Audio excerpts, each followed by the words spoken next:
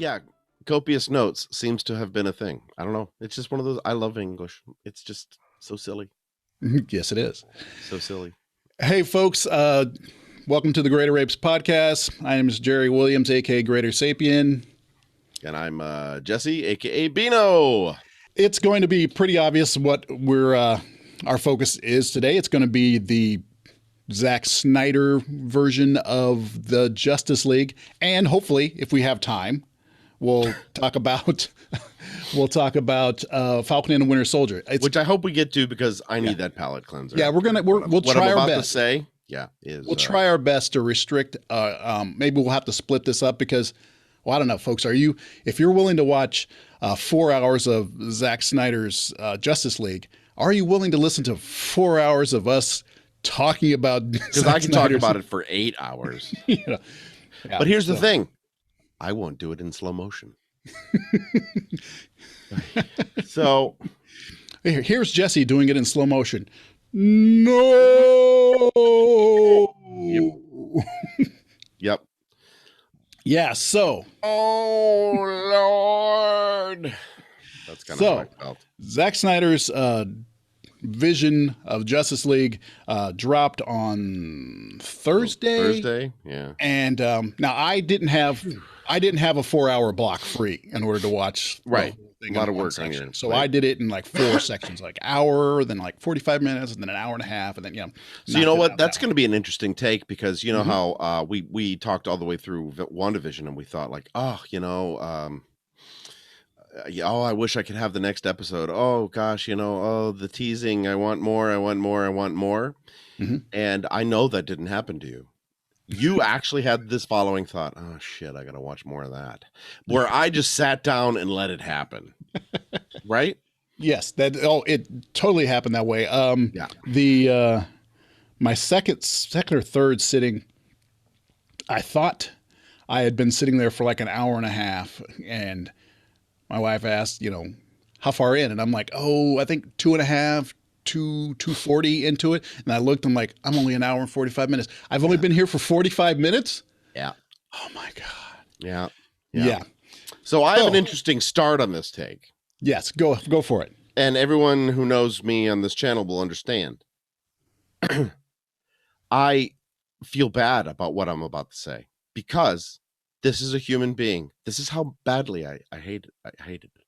This is a human being that we're about to talk about a project that he had to step away from because of a tragedy and then dedicated this piece of art. And I will call it that because it's a vision of somebody's. Yes.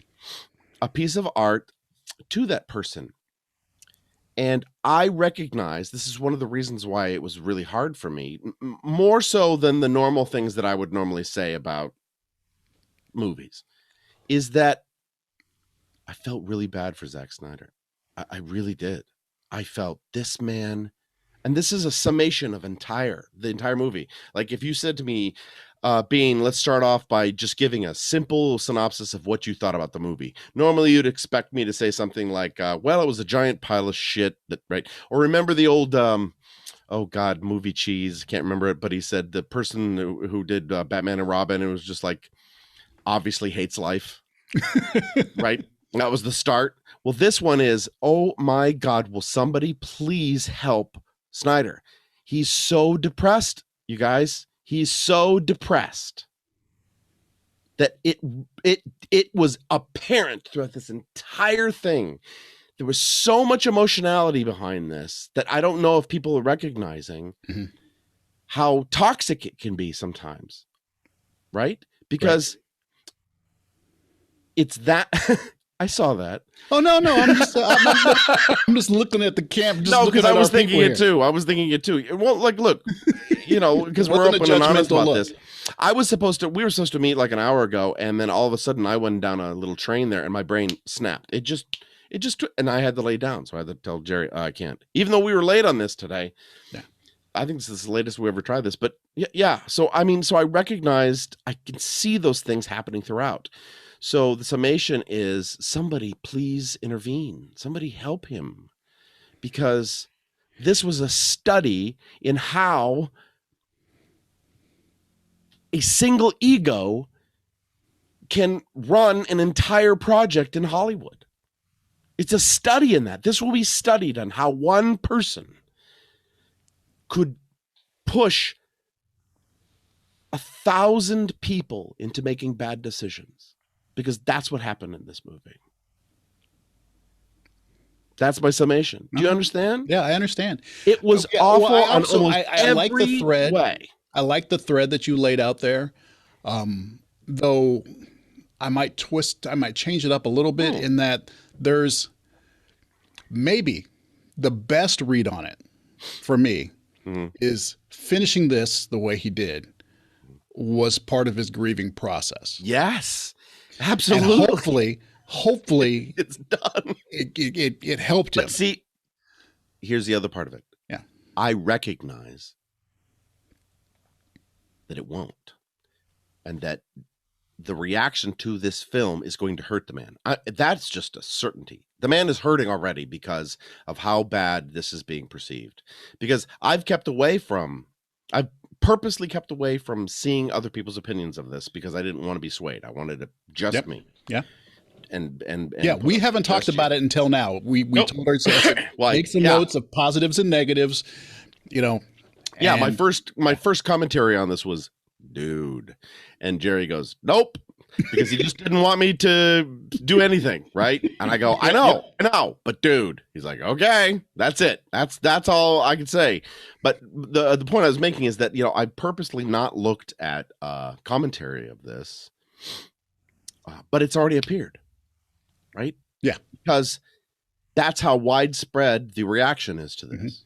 And that's understandable, because it was an event. Yeah. Right. And it is widespread in terms of the swings in the reaction to it. Are there really people who love this? Oh, well, yes, I think. Well, there are really people who are voicing a love for it. Whether or not they truly love it, I don't know. But there is a lot of. I had some interactions on Twitter this morning, because there are people who were kind of invested on this being great. Okay, there's, from my judging point of view, there are people who are invested on this being great, so it is going to be great. Okay, so pitching it when you're on the late shows and well, no, invested personally. It's like the release the Snyder cut people who are just like, oh, okay, this was a vision. This is going to be great, and they've been hyping it personally, and they're like behind the movement in terms of like the fan base. This was going to be great. In their mind. So whatever it is, they're still there. It's like being a flat earther. It's like, I'm going to hold to it no matter what you put in front of me. Yeah, this is what I wanted, and I got it. Right. So I don't know if they genuinely feel that way, or they just convince themselves they have. But there are swayed tastes. I mean, it's just like, and it'll come up often throughout a lot of our conversations when it comes to all this type of media.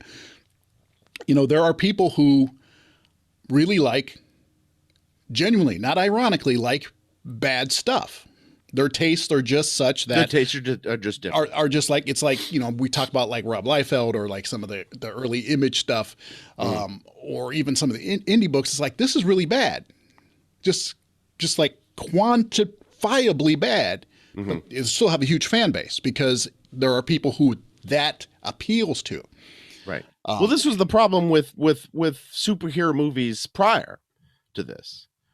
And it's so funny that I said that word prior, because I was literally talking to my roommate today about the previous Superman with Christopher Reeve. Okay. And I showed a clip, and I said, see how this is like, it's very bright, it's very innocent. And that was the vision of what Superman was then. There wasn't a dark side. There wasn't, no one killed him, that sort of thing. It was a different time. But I showed her the going back through time scene, and how there were still bad decisions, right? But it was ultimately an enjoyable movie. And then I told her, until Richard Pryor came in 3. But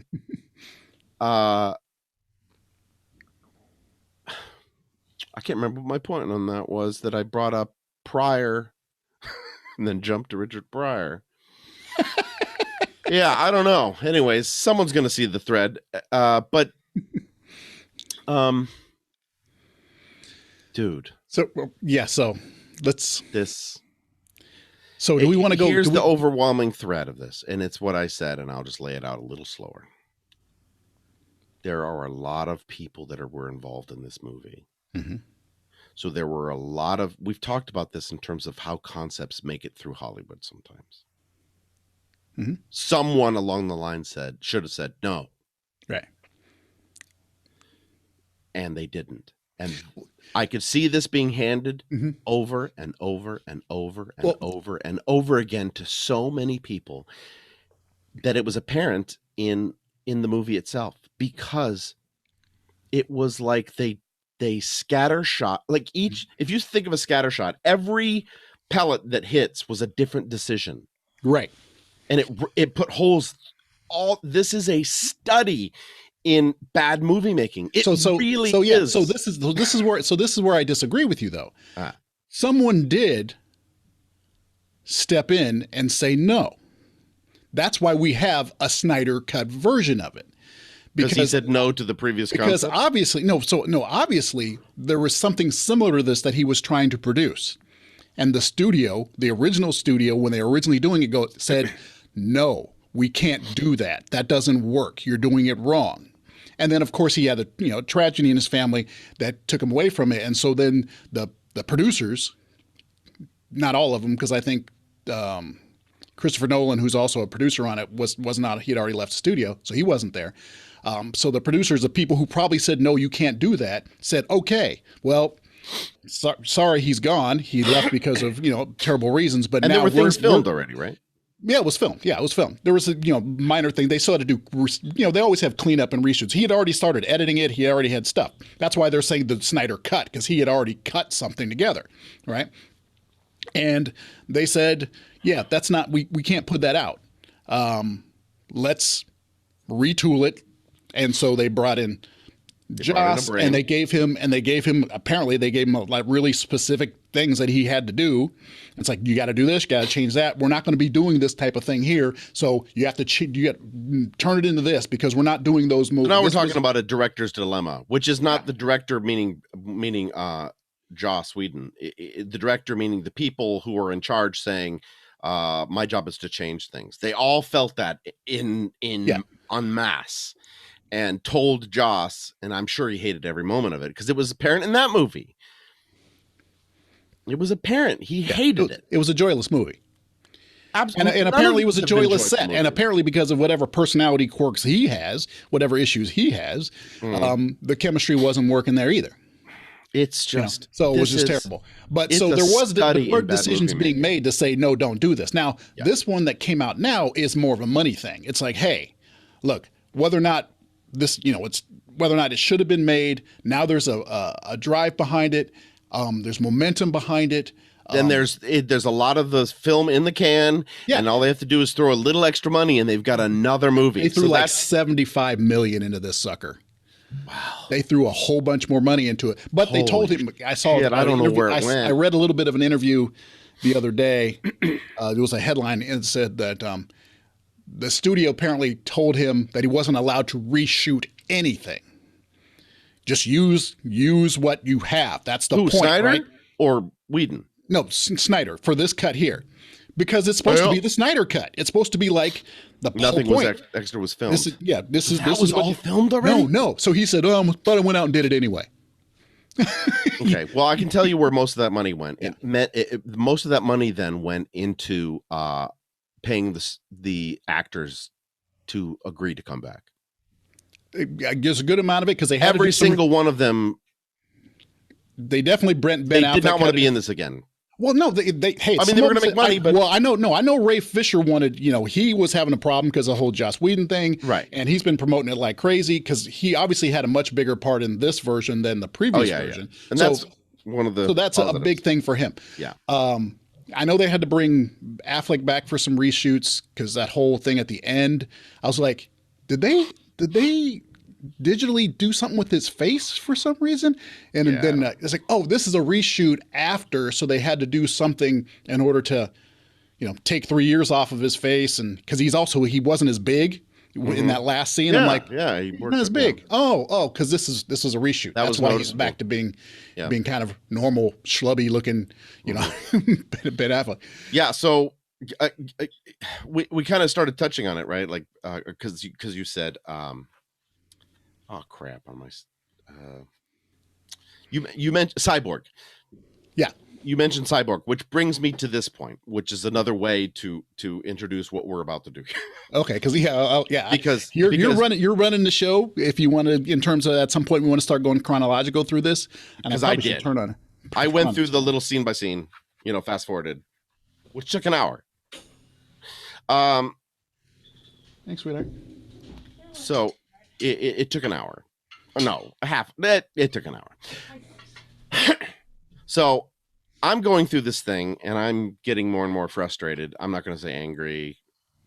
I'm not angry about this. I am. You'll sense some anger, but well, you know what I mean, right? But that's why I prefaced this with like, I feel so bad. There's a human being out there who's about to suffer a lot or is suffering a lot, who has already suffered. And it was that whole thing. Go rewind, watch it. Anyways, the point is that I decided, okay, because Jerry had said to me, I'm going to go through and write some notes. So I thought like, oh, I never do that. I'm usually the reactor. So I'll take this time that I have, because he had some work this morning, to go through and, fast forward and say, okay, what are the things that I can touch on?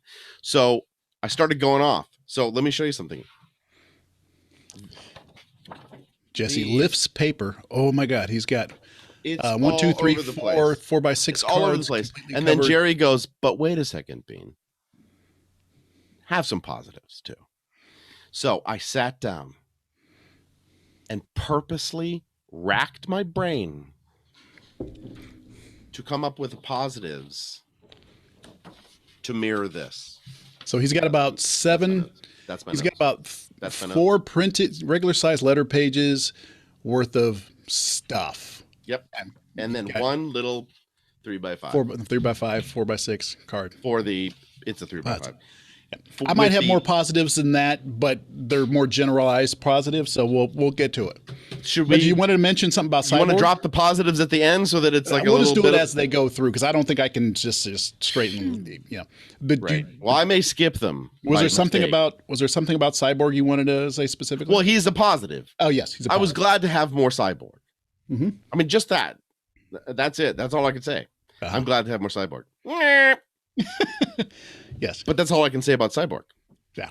I have other things to say about Cyborg, but the positive one is I'm glad he was there. Yes. Yeah. There it is. And he was used better. Yes, he was. And this is one thing for me, it passed the minimum test for me of it was better than the last one. Overall, I guess ultimately it was. Yes. Yeah. There are other decisions. Mm-hmm. There were other decisions that were made, and just in terms of So there were improvements made. There were also, since it had more time, there were other errors that were made. So, see, but that's why you see me waffle, because I go, those bad decisions kind of overwhelmed me. So like, yes, there were fixes. There were fixes. There were things that I said, oh, this is how this was supposed to go. Right. Some of the things, and that's on my list. Yeah. And some of the things actually made more sense. Some things actually made more sense. Some things I think, oh, I like the way this is going. And then they still ruined it by the got to the end of it. Right. The thing that there's also things, because this is why I'm waffling. There's also things that were in the last movie that were not in this. And I thought, no, that worked way, way better. That make more sense.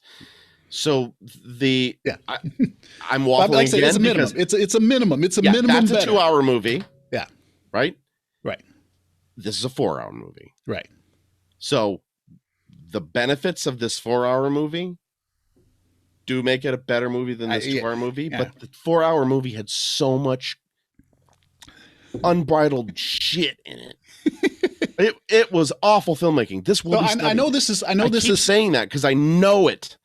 The inconsistencies were me getting to me hopping ahead a little bit, but I'm just curious, because this is one thing that I think it is true for me about this one. Mm-hmm. If they had done a little bit better job of editing this, hold on, I think it would have served them much better to have gone with their original thought, which was to break this up into 4 to 6 episodes in a mini series Mm-hmm.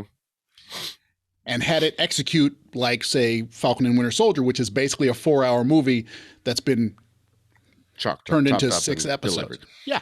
I think if it was deftly edited, they might have been able to make it work presented that way. Mm-hmm. There's still the problems, but some of the problems are compounded by the time it takes for you to watch them.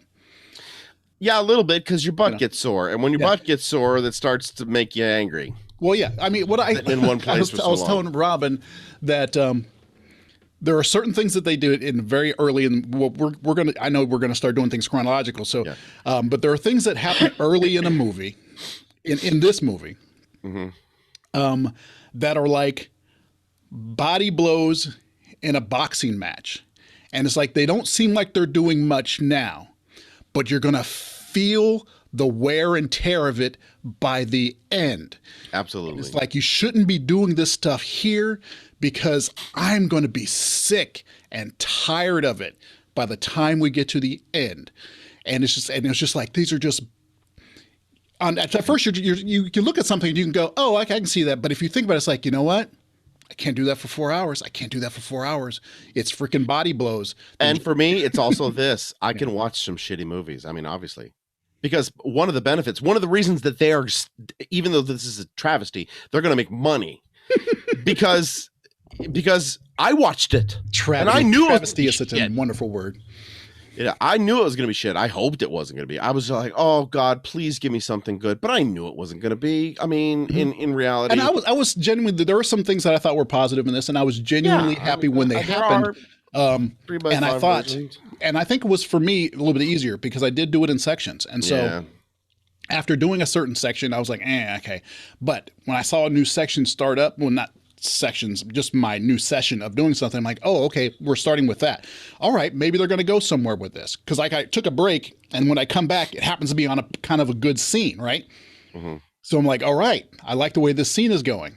Maybe it'll build towards something. And then it doesn't, so then I'm like, crap. As opposed to, say, if I watched that all the way through, I wouldn't have even had that sense of, hey, maybe it's going to build towards something because you would sense the pacing. Yes. Yeah. I could still. Yeah, you'd sense the pacing. I mean, like, there is a storytelling pacing. Yes. That's why there are tropes, because we talked about this in WandaVision. We knew when the episodes were going to start to change because that's how stories work, right? Right.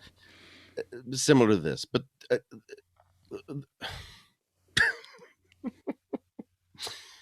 oh my Lord, I will watch shitty movies is what I was going to say, right? Yes, I will, and I will enjoy parts of them, and I have, and there's some that people will say that's a shitty movie, and I go, I know, it's awesome, right? This isn't, I mean, yes, because this will, I know, you know what joy this movie is going to give me, Jerry? I'm going to be able to fill a good 45 minutes in a group of people. Right. And they're going to laugh and laugh and laugh. Yeah. It's going to be a great conversation. This guy, John says that Zack Snyder's Justice League was the best movie of the last 10 years. Be like, excuse me. Be right there. hold my beer. No, wait, give it back. So I will watch movies, but then there's another thing that's about pacing, pacing in content, and that is this. You can watch a movie. We talked about this recently, like with Cliffhanger. You'll watch a movie and you'll be like, there's a great example of a shitty movie that you're just like, whatever, because it's inconsequential, right? Right. I can't even remember the character's fucking name. I don't know. Right? Because it's inconsequential. This is going to be ethereal, and then it's a feeling, it's a roller coaster. That's fine. But then they do something really, really bad, and you can't forgive it. You're done. You can't forgive it. Right. That happened to me almost the moment this movie started. Okay. So let's start at the moment this movie started. What happened? What was that first thing? And it annoyed my roommate more than anything. It annoyed me before I actually saw it because she set it up on the screen and she goes, "Give me a fucking break." Oh, I know. This movie I know. will be shown in Four 4:3 by three. ratio in order to whatever the fucking terms they used. That is In order to bullshit. preserve the original vision. Shut up. All right, so I'm about to watch. Here's what this movie is in another way. Here's my mean way of saying it. I was subjected to watching Zack Snyder masturbate for 4 hours while people forced to watch. Besides me. That's what this movie was to me. It was just 4:3. like, oh my God. I forgot about that as the first element of the movie. Yes. I was already done. Do it and make it something that ends up in a blog. And, oh, did you know? And that's what I'm talking about. That's what I'm saying. Like, there were so many bad decisions here because they didn't use the medium correctly. They didn't use storytelling correctly. Like, look, that aspect ratio, right, was never mentioned in WandaVision. We noticed it. Mm-hmm. And it made an impact. Like, ooh, why that? Ooh, why that? Right? Yes. The couldn't aspect even ratio hold themselves was back. a story element. It was a story element. And they couldn't even hold back. That would be something to get buzz going. Hey, did you know this movie is in a really weird aspect ratio? Oh, why is that? Oh, because that's how you do these things now. Right. And to throw it out there,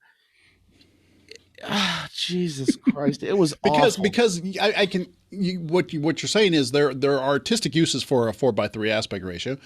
They usually use it for things like the IMAX shots. Right. Sure. They'll use it for those and then they'll cut back in. You'll have a big screen that's got the full dimension on it, but most of the time it'll be banded, it'll be letterbox. And then when they cut to the big sweeping thing, they'll cut to an aspect. Right. Okay. So here's the thing though. There'll be elements of framing when you are using 4:3. You're using the space a certain way. And so you'll notice you're like, oh, this is.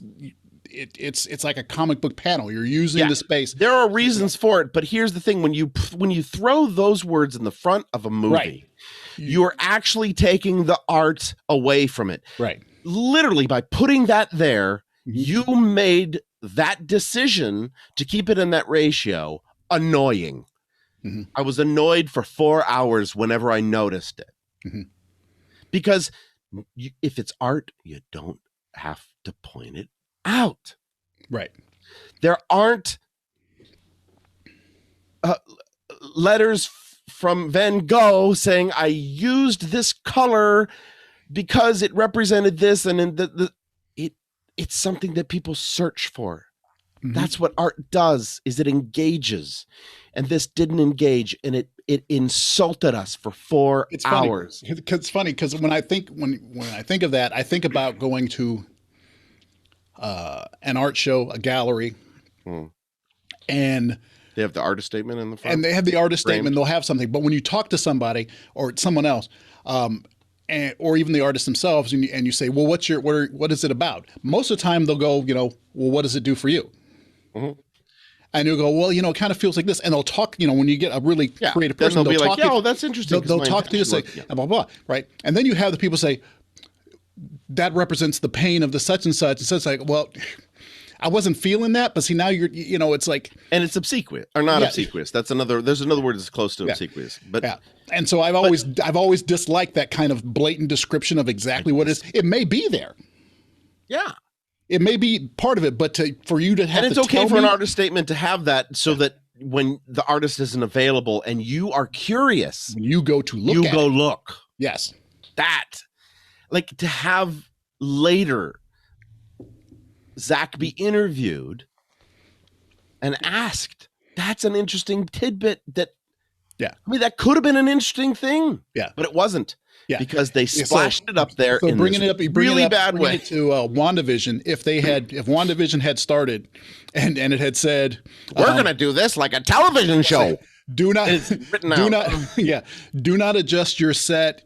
The WandaVision has been filmed in various aspect ratios to mimic the different mediums throughout the it's like stop it. That would have been stupid. It just doesn't work. So that's Gary, hilarious. Do you recognize that Look at the time we've been recording. So we are literally 40 seconds into the film. We're not even 40 seconds into it. We are 1 second into the movie, Jerry.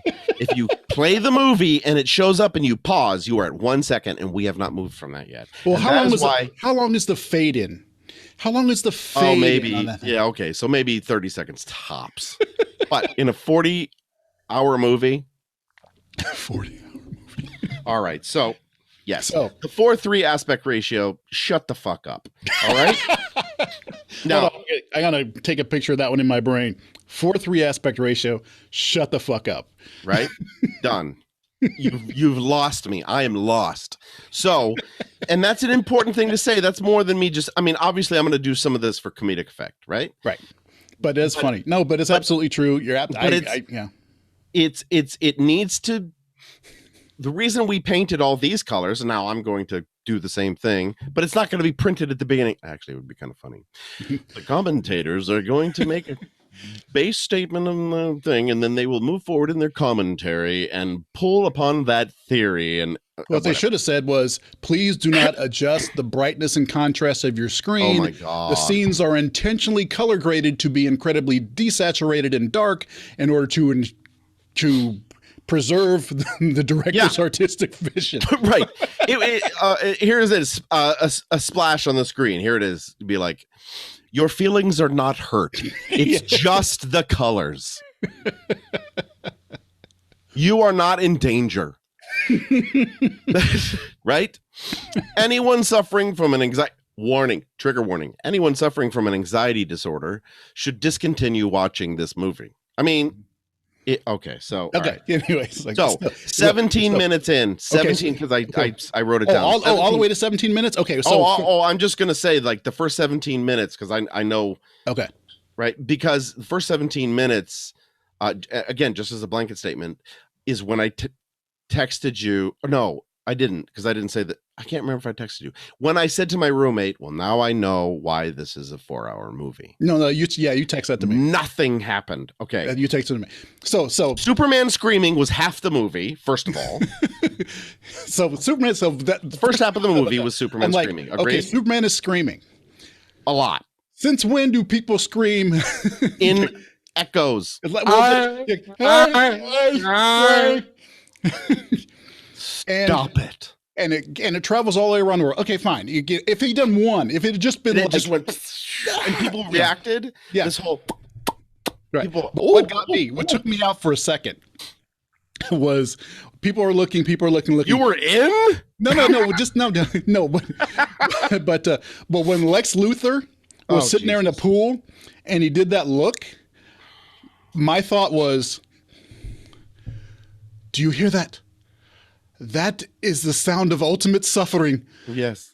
That is a heart that is broken. You know, I heard Inigo Montoya. It is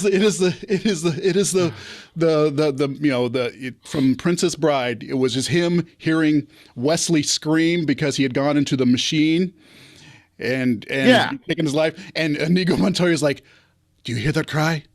That is the sound of ultimate suffering. The man in black, he wails.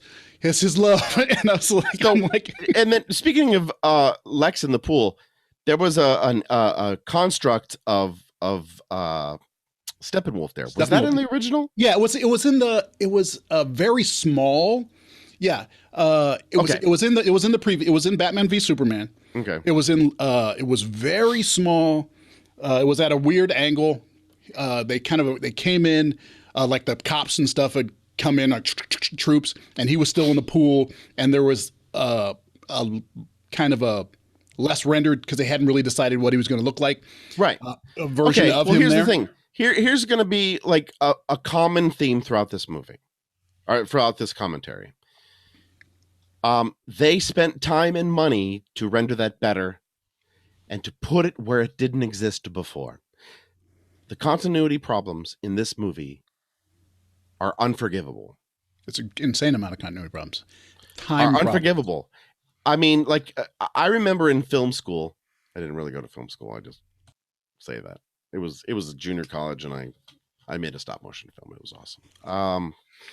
But I do remember a commentary where there was part of it where part of the history of film and stuff class talked about the original Doctor Dolittle film as the worst continuity film ever. They study that to teach people continuity problems. This is now the new one. It made no sense. It ruined not only its own self, it ruined every single other film that they have put out. It ruined it. I watched Aquaman. I enjoyed parts of it. That's another great example of a film that's like, okay, right? Popcorn film. Popcorn film. And this comes up later, but to absolutely undermine your previous films on purpose and to change everything about the film in 2 sentences. The fact that he said he was left on his father's doorstep. That movie doesn't exist anymore. Do you understand that? Right. Yeah, well, now it doesn't exist. It's not in the same universe anymore. Right. In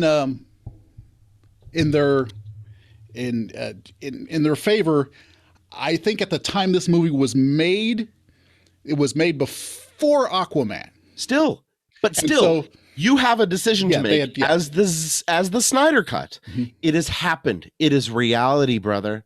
I know it wasn't your decision. Yeah. I know. I get it. You didn't want to do that in that movie, but guess what? The fans, especially the ones that bought into it, especially the ones that really enjoyed it, it's done, man. Go with it. But to see someone undermine all the previous movies on purpose was destruction. It was bratty. It was ego laden. It kept happening. That's just one of them. Just costume and hair decisions. Just leave it alone. Just leave it alone. Keep Mira with that ridiculous red hair. I know it's ridiculous too, but it happened. I am angry about stuff like this because it's just like people. How can? Here's the reason that angers me. Just so that people understand, right? Because, like I said at the beginning, I feel bad. I know this. There's a person involved with this. I don't like it when people destroy logic. I hate it. Mm-hmm. I don't like it when people ignore things that exist. This is part of your whole other channel, right? It's the whole point. No, you don't get to do that. Reality is reality, right? This movie was shame. It ruined every other. It's a total So now it's an Elseworlds thing in the DC universe. It's an alternate universe. This is a whole alternate. And if they represented it as such, great. But it just ruined everything. You can't watch those movies in order anymore. Yeah, that's the thing. Is it still steps on the other movies, and it will make it harder for them. It makes it harder for them to execute the stories they want to execute. Correct. So I mean, like remember, you'll understand. Like there were a couple things that I really didn't like about Lord of the Rings movies, right? And there were some things I didn't like about the Lord of the Rings. Not really. There were some things I didn't like, but I said, okay, well, that was an artistic decision, and I understand why. I don't even have to understand why. That was an artistic decision. But when you do something, and it's I've talked about it before, the scene with Galadriel's mirror. There are 2 visions that occur in that mirror. They did both of them because they're important to the story. One is Frodo's vision and one is Sam's vision. And they just didn't have Sam there. And that was a really, really bad decision because it was so easy to not do that. Mm-hmm. It's so easy to have pictures or just to tell your costumers. And actually, it wasn't even the costumers, a lot of it. It was their digital department. Mm-hmm. Make sure they look like they did in the other movies. Mm-hmm. There you go, Jerry. I just fixed it. That sentence was all that was needed, man. Mm-hmm. That was it, right? Oh, I really hated that. Oh God, why did they give her that awful hair? Says Zack. Well, guess what, brother? They did, and keep it, or it's going to look ridiculous. Mm-hmm. And he couldn't. But I mean, even Wonder Woman had come out before this one because Batman v Superman happened, then Wonder Woman happened, and this game happened, and they still had the Amazons dressed completely differently. Completely different. And still had it's like why are they? Oh, they're dressed like Spartans because you're 300. That's the other thing too, is that this guy. I know Zack Snyder's directorial style. Okay, yes, style. Yes. His style is this. Have you seen the movie 300? I want the costumes like that. Mm-hmm. They go, okay, and then here's our preview of the costume. It's just not 300 enough. Because that's everything in this movie too. That's another theme. It's just like, how many obvious derivatives can you pull from? And Watchmen. Dude. Look, like I said, it's the only one I've mentioned so far. One of my positives is there was more Cyborg. Right? Mm-hmm. And then you fucking ruined him in a moment by covering his face like Iron Man. Wasn't necessary. Done. It's done. He's never looked like that, Jerry. I've never seen him look like that. It's not even necessary. Yeah. Oh, I'm sure there might have been maybe in some whatever. But it's like, for me, he looked too much like. And to do it, okay, if he just went, look, if this decision was made, if his skin just went whoomp, and became metal, right, that'd be okay, right? Because then you're like, oh, okay, well, that's something Cyborg could do. And that didn't ever happen before, but it makes sense because most of his body changed from bio to, and maybe it can go back and forth, and it's interesting, and it's like, but to have him go tick, tick, tick, tick, tick, tick, Jesus. Jesus, it's just so bad, man. Okay, so I need to move forward on this. I will go. Okay. Yeah, so the redesigns, though, of the Atlanteans and of the Amazons. Okay, then there's this. Okay, so are we still in the beginning of this thing? We're moving. Okay, because so like for example, there's the redesigns of the Amazons and the Atlanteans. And now I'm just jumping back to the chronological. Okay, because one thing that always bugged me, and they did it in, I don't know if they did it as much in Aquaman. It's like, okay, why do you have to create this bubble of air in order to talk? That's another one. It's like, stop doing that. Want to talk about just the Atlanteans right now? Don't why stop doing give that. them new powers and why take others away? Right? He knew, right? Maybe it was his original vision, and maybe that's what he went with. Well, no, I'm going to go with my original vision. This is called the Snyder Cut. Fuck you. It's a product, and you need to do what is acceptable in logic. I know it's a movie, Jerry. I know he's allowed to do whatever he wants. But Jesus Christ, it's like, oh, guess what I want to do? I'm the artist, so guess what I get to do? I'm going to take a sledgehammer to all my artwork, and I'm going to take a sledgehammer to the other people who are in this gallery. And that's my art. Look, here's my art. I've destroyed this whole thing. It's a commentary on ego. Consumerism, yeah. Oh, Jesus, dude. Come on. So there's and this whole this fucking flipper shit. Fuck you. Give me a fucking break. At least make it sound different. But they go, Jesus Christ. Click, click, click. Fuck you. So he goes and he so angry. So he finds Aquaman. Like, let's go back to it. So he who finds Aquaman? Bruce Volko? Wayne. He has a 5-minute montage of him walking on a mountain, which was derivative of Lord of the Rings. I swear to God, Aragorn was about to yell, "Gondor calls for aid!" It was about to happen. I saw it. You could see like the second unit crew. Yeah. From the other movie over there. Here's the other thing. God damn it. What's your superpower? I'm rich. You have access to helicopters, asshole. Yeah, and you don't have to walk through the tundra. Well, we know he has access because he then came back to where the planes were. Yeah, and did all that. Yeah.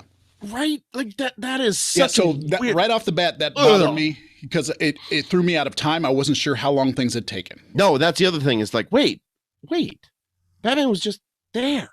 Yeah, so there was no time establishment. No, they just kept kind of saying it happened, this happened, what happened. Exactly. And so there wasn't a sense of time and space. And this was when I made the decision that it was bad filmmaking as well. Mm-hmm. because that's just timing, dude. That's Yeah. just timing. Yeah. Okay. So he gets So there. He runs and he meets Aquaman. Now the thing is, I like him as Aquaman. I like him as Aquaman. Yeah. I think he's the best Aquaman that there is. Yeah, and he's It made me mad that in the intro they showed the blonde one. Yeah, I know that. He's so naturalistic in his acting that he doesn't seem so much like he's acting. Later on, there were times where he felt like he was acting, because he was pushed to say certain things you could tell he didn't like, and that happened a lot in the movie too. But at least, especially in this early scene, I enjoy his performance because he just seems like he's just a guy saying stuff as opposed to a person acting. While Affleck, even though I don't mind him as Batman, he oftentimes feels like he's acting. Yeah. Well, you can feel the acting happening. That's one of my, and believe it or not, you're going to hear a bunch that goes against what I'm about to say, but one of my positives, I like Ben Affleck's Batman and his Bruce. Yeah. I do. They fucked up in a really big way a few times. I do like him as that. It's weird, but I do. I like the casting. I like the casting. I think the casting choices. The Martian Manhunter casting was spot on. Special effects sucked for Martian Manhunter. Oh my God, it was awful. But yes, the casting is great. Everyone is really good at what they do, and were sorely misused. But it's like, and that Ben Affleck feel that they knew it, and I don't like seeing that in movies. I don't like to see an actor, because when you're saying, but a person who's acting, that's a shorthand for they don't want to do this. They have to pretend they want to do this. You sense the I'm pretending, right? To a certain degree. Sometimes I'm just saying that sometimes it's just their skill set isn't that subtle. Course. Yeah, like for example, like Denzel doesn't seem like he's acting. Never does. Right. Well, and in this movie, they misused. Like Diane Lane doesn't seem like she's acting. Who? Diane Lane. Diane Lane does not, but Lois Lane. She felt like she was. She's acting the whole time. She's acting the whole time. I felt like she's like, oh, Jesus Christ. I made so many good movies. Right? I was so recognized before I signed on to this. I was hot shit. I mean, I tweeted this yesterday, but I realized when I was watching it, there's a scene where Diane Lane and Amy Adams are in the same scene. I think it was there before, but I didn't notice it until this one. I think it's because of the lighting, and so Amy Adams' hair didn't look as red. But it's like Clark was dating a younger version of his mom. Oh my God, Clark's dating a younger. I wonder if that was an intention. But it was like, because I love Diane Lane. I love Diane. I've always have. Right. So, but yeah, she's awesome. But it was just funny watching. I was like, oh, that's hilarious. Clark has dated a younger version of his mom. Right. Yes. So then we're at another place. Are we chronologically? Okay. So we get to the people singing. Oh my God. So okay, look. That's one of those things where I thought I like that for 10 seconds. Oh, I hated it right off the bat. But I didn't mind because I think they were trying to add, like, because remember, he was like this legendary person who came in and helped, blah, blah, blah. So there's kind of this idea that maybe these villagers almost in a sense like revere him as some type of god, right? So that's fine. I don't mind that it's adding a little bit of something. But there, you can have about 10 seconds of that, maybe 20, and then you do a crossfade to something else. And that went on for a minute plus. And it was bad. Yeah. It wasn't even good singing. It was shot weird. And then I was like, okay, it started up and I'm like, and I was like, oh, okay. Yeah, I see what they're doing there. And in your head, my editor goes, and fate. You're like, you get to a certain point and you go, this is where it should go. Right. And it kept going. And then my director goes, oh yeah, I think this song is really important. And yeah, you're right. The flavor of it works because they are in the North, Norway, something. Those words existed. They should have subtitled them. Because I bet you there was meaning. Right. Oh yeah, yeah. Or That would just fucking sing it in English. This is not a fucking art film.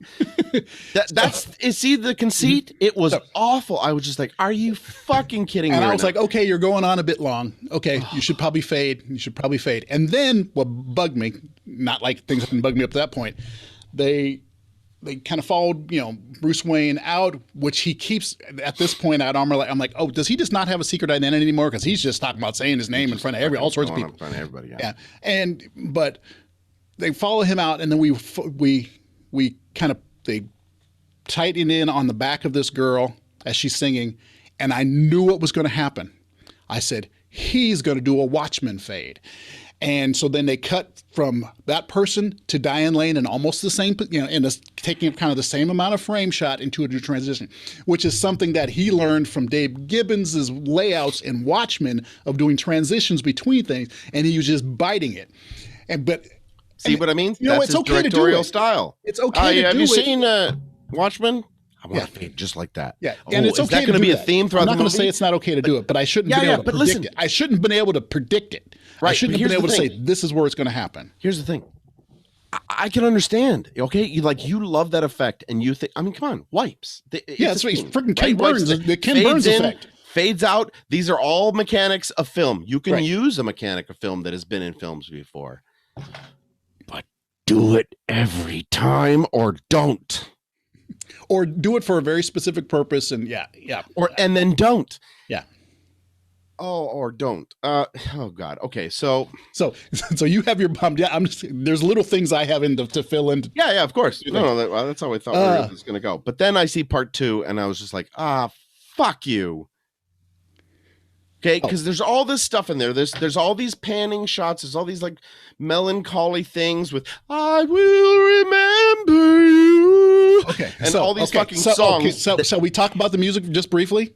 None of it matches, and it's all awful. Well, it's not that it doesn't match. It either doesn't match.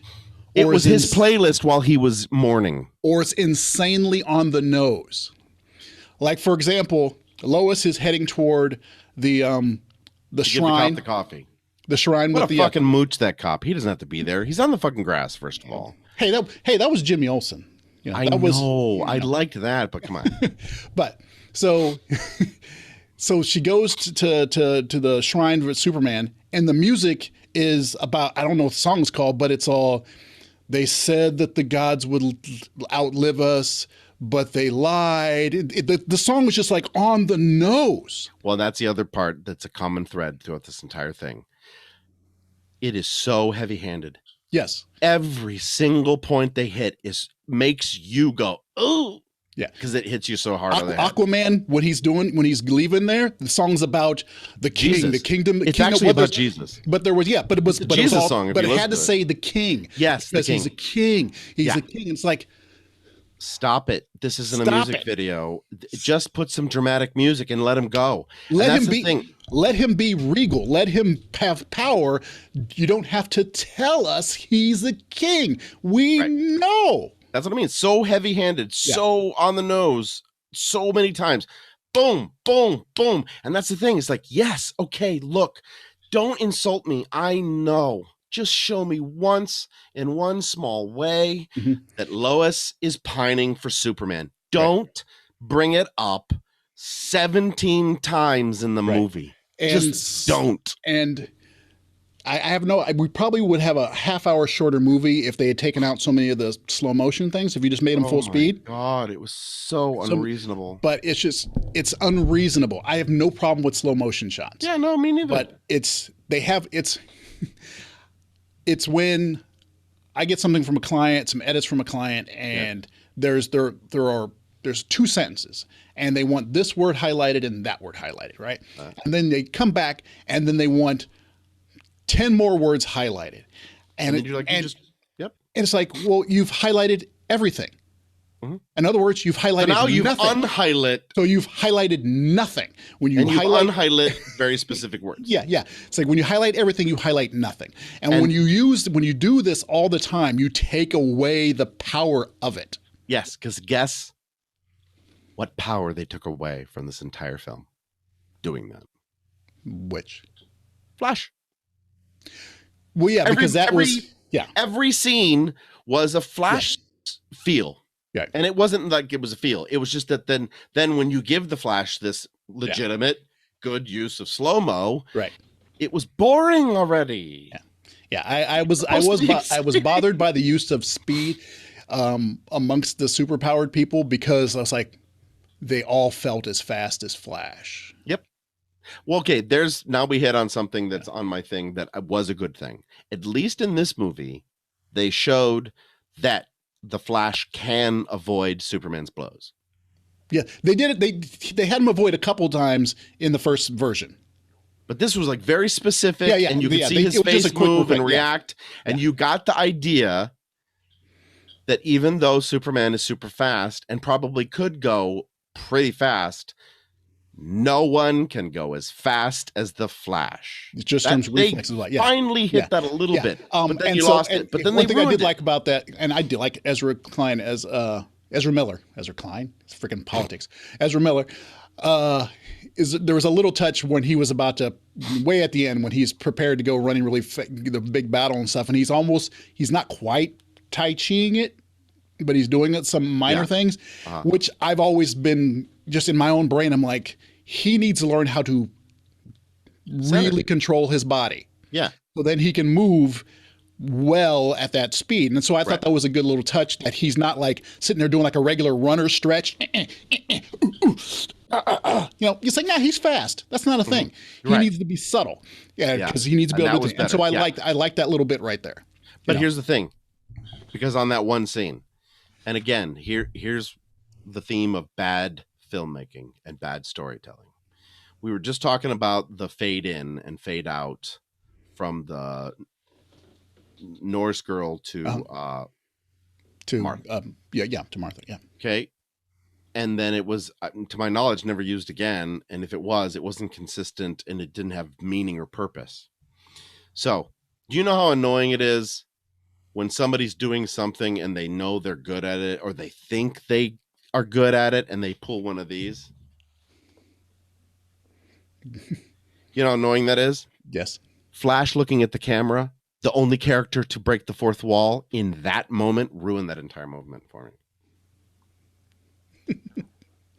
I might have looked away or something. I didn't quite notice that. Yeah, no, he was just like, and then he goes, fuck you. I can't tell you how many times I said that. Yeah. London bombing. The London bombing, I think, is one of the next scenes. Oh yes. Okay. So wait, hold on. Okay. So when it comes to the parts, okay. Okay. Continuity. Yep. Storytelling. Okay. All right. You have made the decision that you are going to put, almost with a gong behind it, part one. So now we know, okay, we have parts coming, right? And I can't remember what the first one was called. Oh, So there was a preamble, like a prelude at the very beginning, which they didn't tell us. So that was all from Superman dying to him going up to Aquaman. So part one started. It was called like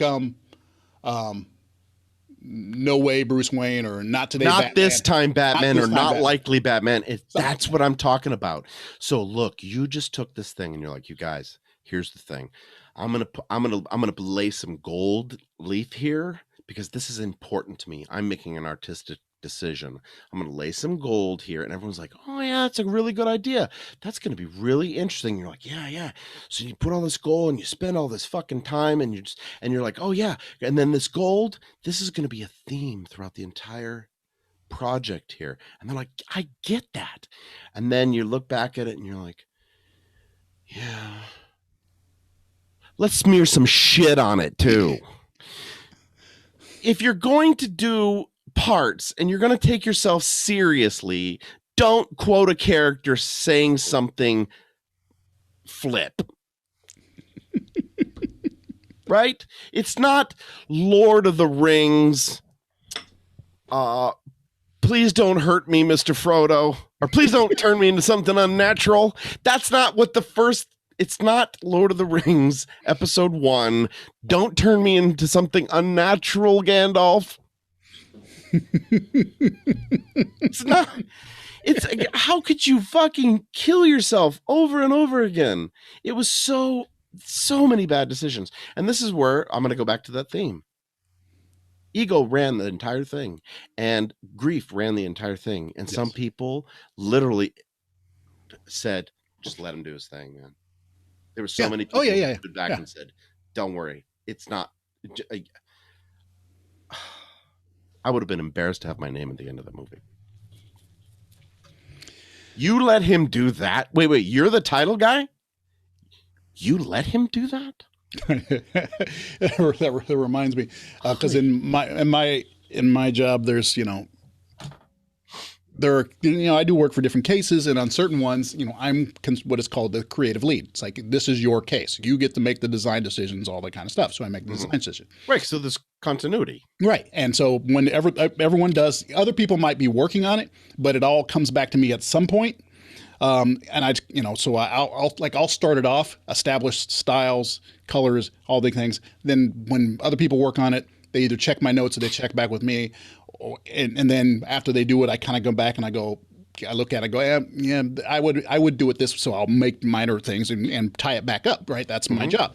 And every so often, clients override. They're just like, client wants this, client wants that. I'm like, going to fight back. Tell them this is why we're doing this. That's why we did it this way, because it needs to be this. We laid that out earlier. Remember how we said blah, blah, blah. Right. Visually. So now we got to do this. Well, they want this. And after a while, sometimes I go, the client has to have their way. Client has to have their way.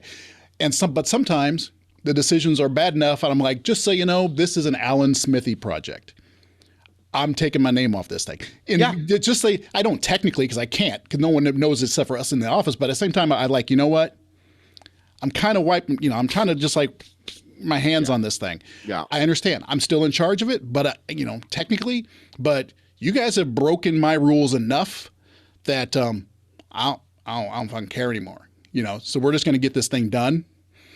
But I'm not going to put it on my list. Don't tout me as the person who did it, because there's too many things in there I've done that with that projects. are just wrong, and I wouldn't want my name on it. Mm-hmm. And that's just I've done that with shows. Yeah. I was like, I want nothing to do with this anymore. Yeah.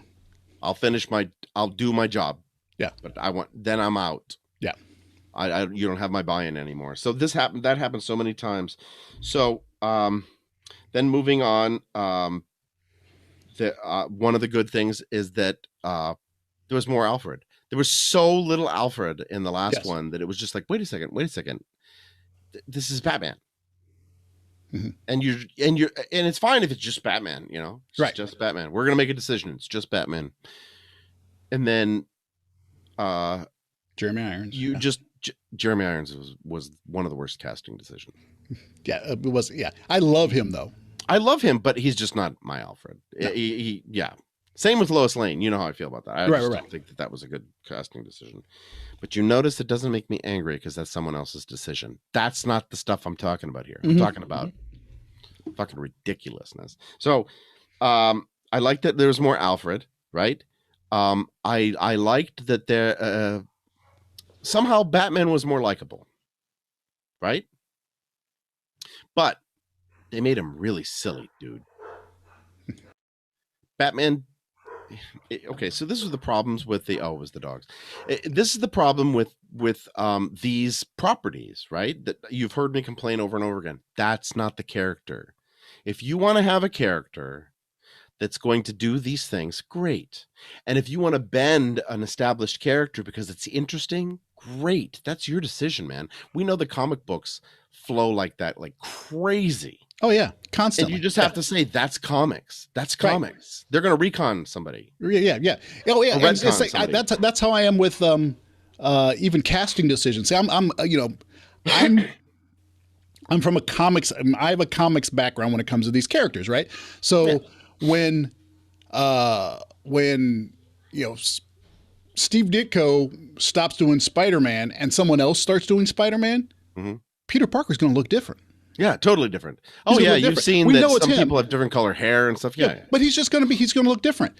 That's just going to happen. Somebody else, Ron Francis, is going to look different. We know it's that guy. But we also know artistically, they're not cookie cutters, so Right. they're going to make it slightly different. So Right. I don't have a problem with like recasting and things like that, because it's like, you know what? Oh, he looks different now. Fine, okay, go for it. Fine. Yeah, because Yeah, and that's why you don't it's a see me different that artist that drawing it. That's fine. that's why you don't see me that angry.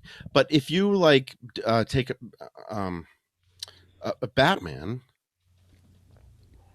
I mean, like I said, you could bend it as much as you want, right? Mhm. I mean, fucking write evil Batman. It's happened. It's Mhm. great, right? That doesn't change Batman. That's just like another perspective. It's comics. They do this shit. It's weird. It's back and forth, right? But there's certain things you just don't do. You don't have Batman purposely kill people. It's not interesting. Unless you're really going to go there. It's not interesting. You're just being lazy and you're kind of tainting a thing, right? It's like Right, Spider-Man. because there's a whole thing, at least for me, and it's really important, is that Batman has suffered loss due to the murder of his family. Mhm. So murder is not something that he is going to casually do. Right. And Superman is supposed to be, I mean, just by his conception, he is the superhero of superheroes. He is the icon of what a superhero is. Go on Google, write superhero. They'll have all these like and put clip art. There's all these fucking things that look like Superman, right? He is what everything is kind of based on in terms of superhero, right? Right. So that's why I didn't like the Superman movie or because he let a bunch of people. He could have flown to fucking Mars and had the fight there. And could he was have. tremendously not heroic. Right. He wasn't heroic, right? Okay. So that's what happens here, where they start to change people, right? You can make Alfred really techie because that kind of made sense. Remember when that started happening? Mhm. Where he was in the Batcave more, Mhm. and he was actually like the guy on the phone, Right. Turn The guy left. in the chair. He's the guy in the chair. Yeah. right? And you're like, oh yeah, that kind of makes sense. Okay, you're good with that, right? You're bending it, right? Yeah, he's a butler, sure, he's a butler, but you know what? He's actually like the whole thing with Gotham. I love the decision that they made him like this guy from the army, and that Batman's father, I can't think of his name all of a sudden, John Wayne, Thomas. chose this guy to be his son's protector. That made Yeah. sense. See, Right. it all kind of works. Yeah. You can play with things. I don't mind. But when you make both Batman and Alfred super techie, Mhm. that they are building and repairing something that can't be built without manufacturing it. Right. Can't be. Right. That's why Lucius exists. Right. Because it's an easy thing. I got this. Lucius, right? That guy? Yeah. It's a shorthand for this is where his shit comes from. Right. And it's also To like have him- you have things, mass manufactured, this and that. Again. To have Batman working on plumbing as Diana walks up is fucking ludicrous. It doesn't have to happen. It doesn't move the story. Yeah. It doesn't do anything. It's lazy. It's the amount of extra lines that they wrote when they could have just said, Lucius is a genius. I know, right? That's it. Right. But then to have him working on plumbing, and then, to jump forward a little bit, to have Cyborg say, she wants to fly. It'll take me a few minutes. And then he doesn't. Yeah. And then you see that Alfred is working on a hardware issue when you were just saying it was told software. it's a software problem. Yeah. What? That is just awful. That is just so lazy. You see what I'm saying? Right. Oh, God, it's horrifying. So, back to chronological briefly, Okay. because we haven't even gotten to the London bombing yet, even though we've got. No, we haven't even gotten there. Jesus Christ, in that scene. Fuck off. So just okay. So okay, what were there any positives for that scene for you? Which one? The London bombing scene. It was mostly the same as the original movie. Oh yeah, but it was the same. I have the same criticism as I had of the original movie, and it's this. It's It's lazy directing. Well, you know what people really want? They want to see Wonder Woman be a badass. They loved that part. I mean, all the people are saying, what are the numbers on that? The numbers are like, they're like, oh, when Wonder Woman fights and saves people, they fucking love that shit. All right, let's put 10 minutes of it in this film. Fuck you. Don't. We know she's a fucking hero. Her name's Wonder Woman. We're here. We've been here. Don't do it. None of those characters made any sense. It didn't move the fucking plot anywhere. Yeah. Who are these terrorists? They spent time on them. Right. He had things to say. Yes. The timer started counting at 59 seconds, Jerry. Yeah. And it took 5 minutes to get to that explosion. And the guy on the rope said, you only have a few minutes. Yeah. That is some lazy shit, man. Just it's already begun. Totally redesigned someone's costume that they were wearing. You know how hard that is without a green costume? You totally redesigned it. So you know what bugged me? So you can't go in and change a fucking simple number? What bugged me? Oh, Jesus. It's what's funny. What I find funny is there was something that bugged me about the scene that I mentioned to Robin, and then I immediately went online just to be going online, and I saw people saying that the very thing that I thought was horrible was so wonderful, and they hated Joss Whedon for taking it out. It was amazing. I was like, so which part? Wonder Woman saves all those people, right? She does the whole. Right, which is ridiculous because it just didn't make sense. Oh yeah, I didn't mind the well, first it took me out. Yeah, but it took immediately took me out. Like, oh, there's computer stuff. When she goes pew pew a couple times, it's fine. But then once it started going, and then they started doing one thing that gets me all the time is when you have a super fast person like Wonder Woman. She's like a blur. She's a freaking blur, and you have someone go right, and she goes ching, and that person goes. Exactly. It's like she should have taken his ass out. He just took 4.5 seconds. Yes, he's military trained, so it only took him 4.5 seconds for him to take that clip out and put in another one. But you were only 8 feet away from him, and you can move at the speed of sound. And you have a shield. And you have a shield that you can throw. And you have a rope. Yeah, that is used on so many levels. So they're like decisions that are made that don't make sense, but they're done because they allow you to do this cool thing. And sometimes you can forgive that, right? Sometimes you're just like, oh, okay, all right. Okay, right. So she saves them all them, and the reason this bugs me so much, and I'll tell you in just a second, is that I was for it. I was liking what was being done, and then they fucked it up for me. So yeah. She saves everybody, and all the kids are like milling around. Thank you, and there's a little girl over there. Out comes the sledgehammer. There's a little girl over there. Yes, there's a little girl over there. The sledgehammer. I was like, oh look, and maybe it's because we think faster than some other people, but when I saw that, I wrote her fucking lines. But yes, I was like, oh, that's great. She loves her. She's a minor. She sees her as this thing that she can achieve. It's right there. Excellent. That's awesome. Good for you. Done. And done. But no, they had to keep going and have her say, can I be like you when I grow up? Whatever she said. And you can be whatever you want to be. And it's like, damn it. Where's the star in the rainbow going? We were fine. We were there. But it's insulting. We get it. Yeah. Right? We get it. Yeah. Wonder Woman can be made into a feminist icon. Is a feminist icon. Yes. You don't. This is what I'm saying. She's a hero. We get it. We're there. We're all here. You don't have to tell me. And you don't have to have Superman go and someone go, he can fly? Yeah, he can fucking fly. He's Superman. We know this. Yeah, she's a woman, a superhero. We got it. But for example, another example of that is early on. These are minor things, but they're the kind of thing that bug the hell out of me. Because when, it's good if you can show something, you don't have to tell it, right?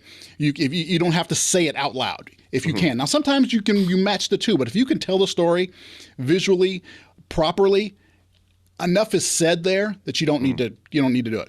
So Yeah. back when the mother box was waking up in the Amazon thing. Yeah, we have to go back there because I have. And the Amazon things were happening. I can't remember all the Amazon's names, but with the leader, she's there, and things start to happen. And for me, I would have just had her just go into battle position and then have everyone else go into battle position because they're tight like that. They've been at this for thousands of years.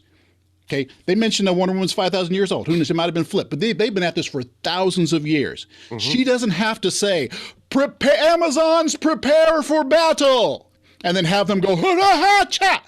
It's not necessary. Just have them go, huda-ha-cha. All she has to do is get in a fighting stance, and they will be like, it's on. Right. And that would have said so much. But here's an inconsistency that you just touched on, and that is the first mother box. There were 117 Amazons in that building at all.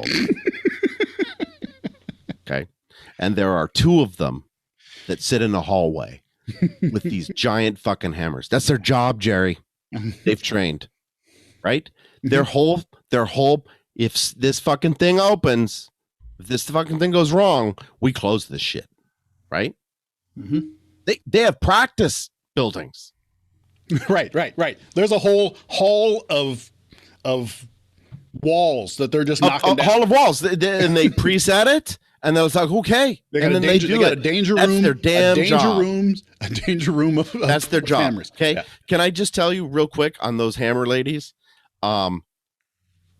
It pulled immediately that 80s Memorex commercial. Wasn't it? The hammer swing, the 1984, the Macintosh commercial. Was it Macintosh? That's it. Thank you. Yeah. It just like instantly, it's just like, dude, the second you feel that, because you were there, man, you're our age, you were there. Don't do it. Someone should have said, dude, you know what this feels like? And he's like, I thought so too. I knew I got it from somewhere. I knew I got it from somewhere, right? Yeah, right. And so again, you have to like go, oh shit, is he really that bad? Is he be like, hey, you remember that fucking Macintosh commercial?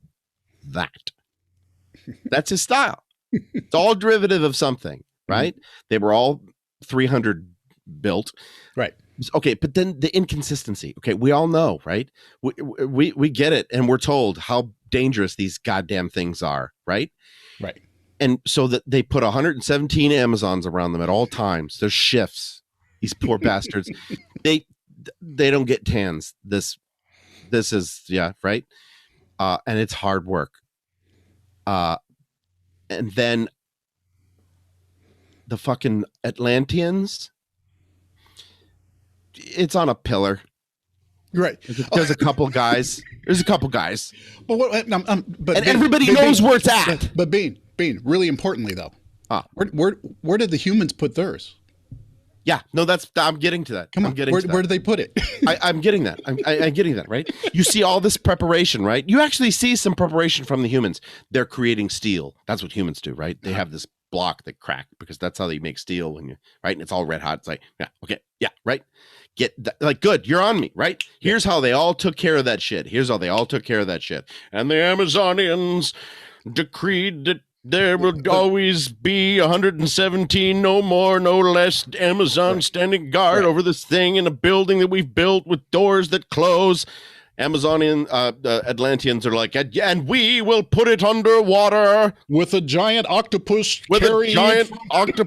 cage thing and 2 people at the door with no roof. Oh, and then the Amazonians are like, yes, but the 117, it gets hot in there. It's like a sauna. So we're going to put a hole in the ceiling, Jerry.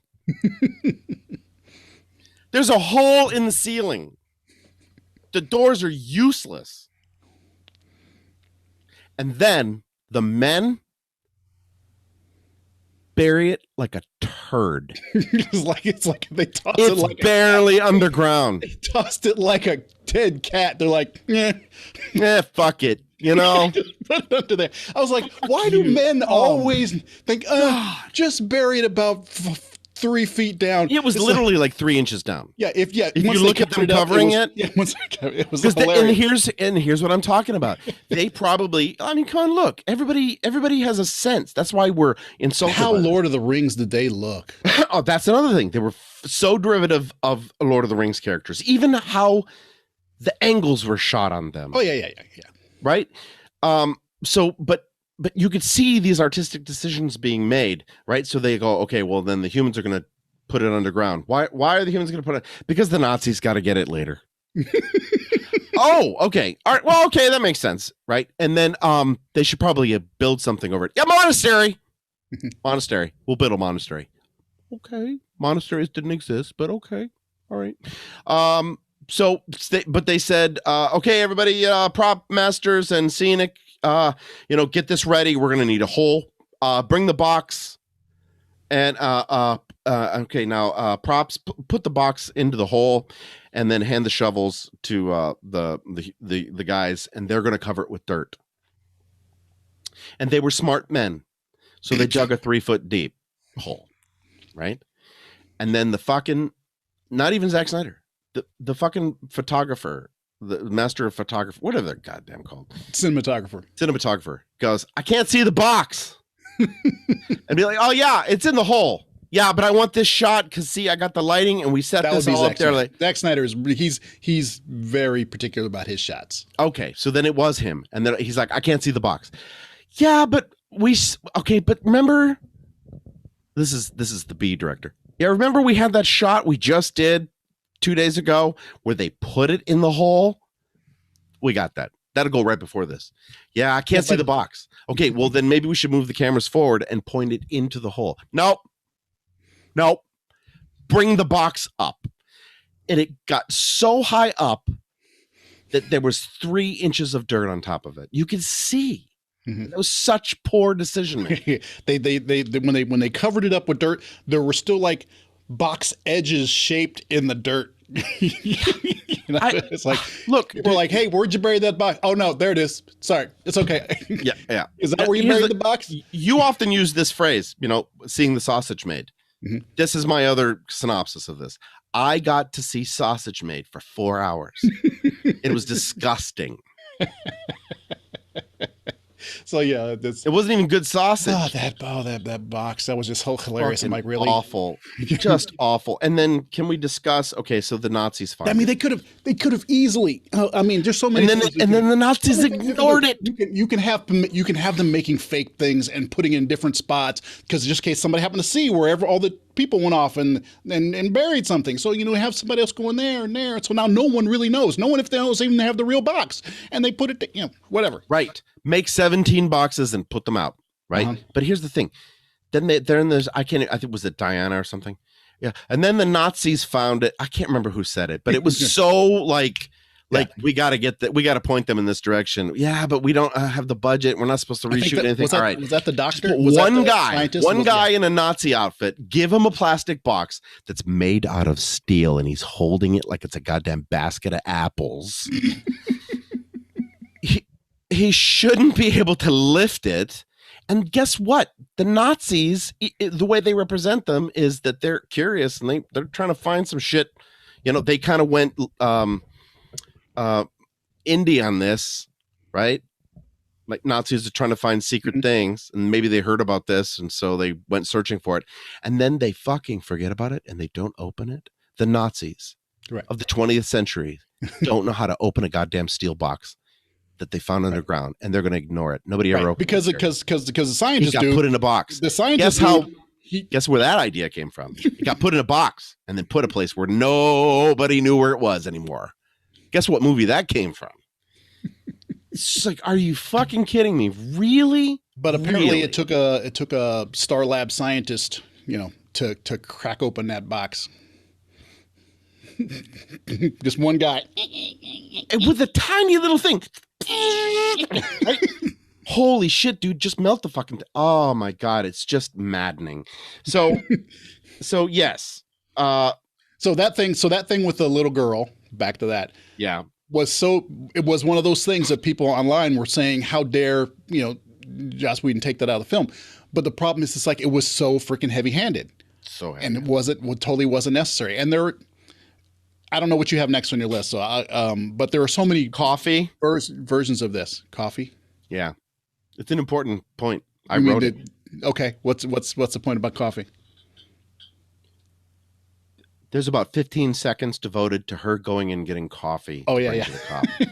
Walking out slowly. Walking out slowly, but beforehand, we counted it 4 seconds. I know this is a 4-hour movie, and this is like, but when you really count out 4 seconds in terms of storytelling, it's a long time. we've all been to Starbucks, motherfucker. We've all seen them make that leaf.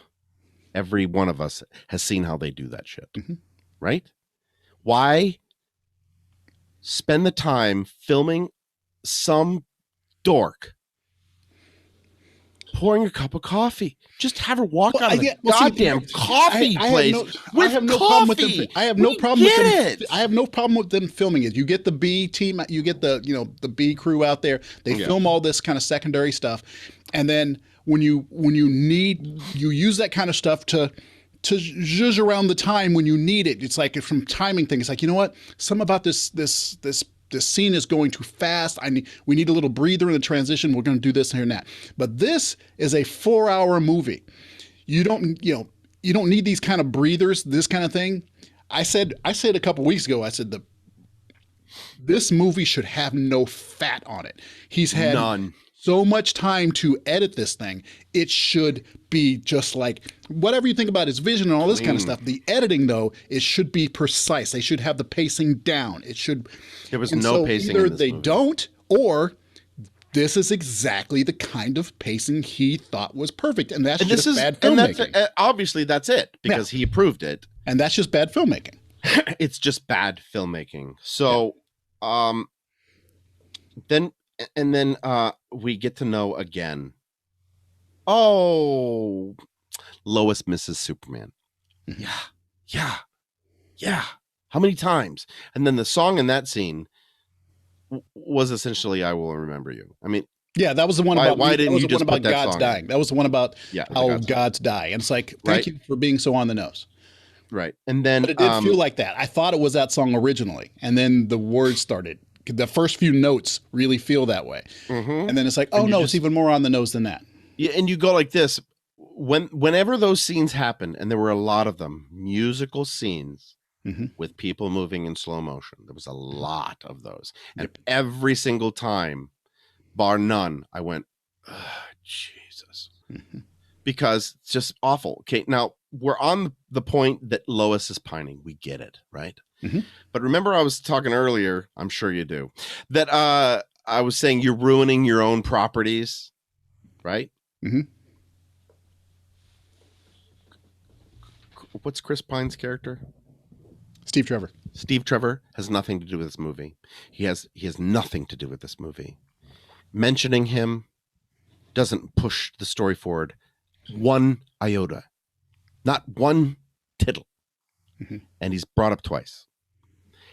And if you watch her movie, that is solved. She's over it. Yeah, so they could have. This is one of those things that so you're going to hit people on the head with a little girl saying, "Can I be like you?" And then you represent her almost immediately as some poor sap who misses some fucking guy she knew for 2 months tops. Well, yeah, 2 months, a long time ago. Saw him again. See, this is the thing: is I don't mind it so much. I don't mind it so much in the context of it having been immediately put out, like between the two Wonder Woman movies. But now this is put out after. You should. Yes, I know your original vision was for them to say this, but you know what? Now you know something more about her character. Exactly. So maybe you don't use. Just don't do it because you're ruining a thing. Yeah. I know that it's writing decision. I admire, I believe in, and I trust writers to do what it is that they do. And you have to respect their words that they want. But there are editors too, and I respect them as well. Yes. And it needs to happen. Everybody was allowed so much anything they wanted. That's what I mean by the scatter shot. It was just it was like 12, 17, 35 people making their own decisions independently is what it felt like. Yeah. And in this case, there was nobody because of this in this version. Originally, obviously there was, but in this version, there was no one saying no. Yeah. Yeah, Yeah. that's the thing. Okay. And this is where I was mentioning the that the timer was 1 minute for the bombing. Right.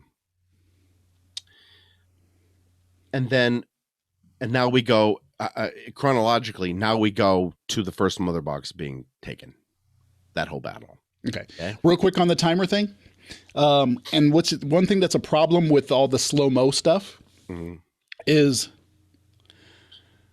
we can't help it as people that when we see a timer go and it goes 59, 58, 57, cut someplace else. Our now brain it's in goes our body. 56, 55. Yeah, now it's in our body. It's in our body. Exactly. It just happens, right? That's actually part of why you do that, to bring that up in people. Right. So then John McClane, he's running and doing this. He's just a regular person, and you only going to fit. And sometimes it's like, well, that felt like 20 seconds, and it's only showed that And so you throw in some slow mo. But when it's then regular you appropriately people, put in some slow mo so that you're gonna when it's regular people, that kind of timing can kind of works. But once you start going ding ding ding ding ding, and then you start throwing in slow mo and then slow mo, now our sense of time is gone. And we have dialogue no sense of, and dialogue. Dialogue that gave us nothing. Nothing. It introduced us to a terrorist organization that is never mentioned again. I know they exist in the books. I know that they fight. I know who they are. But it had nothing to do with this movie. So why? So why even bother? Yeah. We're going to illustrate. Every character had to have an origin kind of thing, a big moment kind of thing at the very beginning. They always had to have something, and it was really, really weighty. It just took up too much time. It didn't add anything to it, and so that it bugged the hell out of me. And I like her Wonder Woman. I like her Wonder Woman. I think she's wonderful. I thought the more I think about it, the more I've watched Wonder Woman 1984 again, the worse it gets, the more I don't like it. Originally, I enjoyed it, but now, second viewing, I'm like, nope, there's too many, they screwed up too many times, there's too many things. Right. But I like her as Wonder Woman. I think she does it well. I just don't think they're... and they don't do her well, because if we're going to keep on her for just a second, because in between now we go to Chlamydia or whatever her name is and all her Amazons.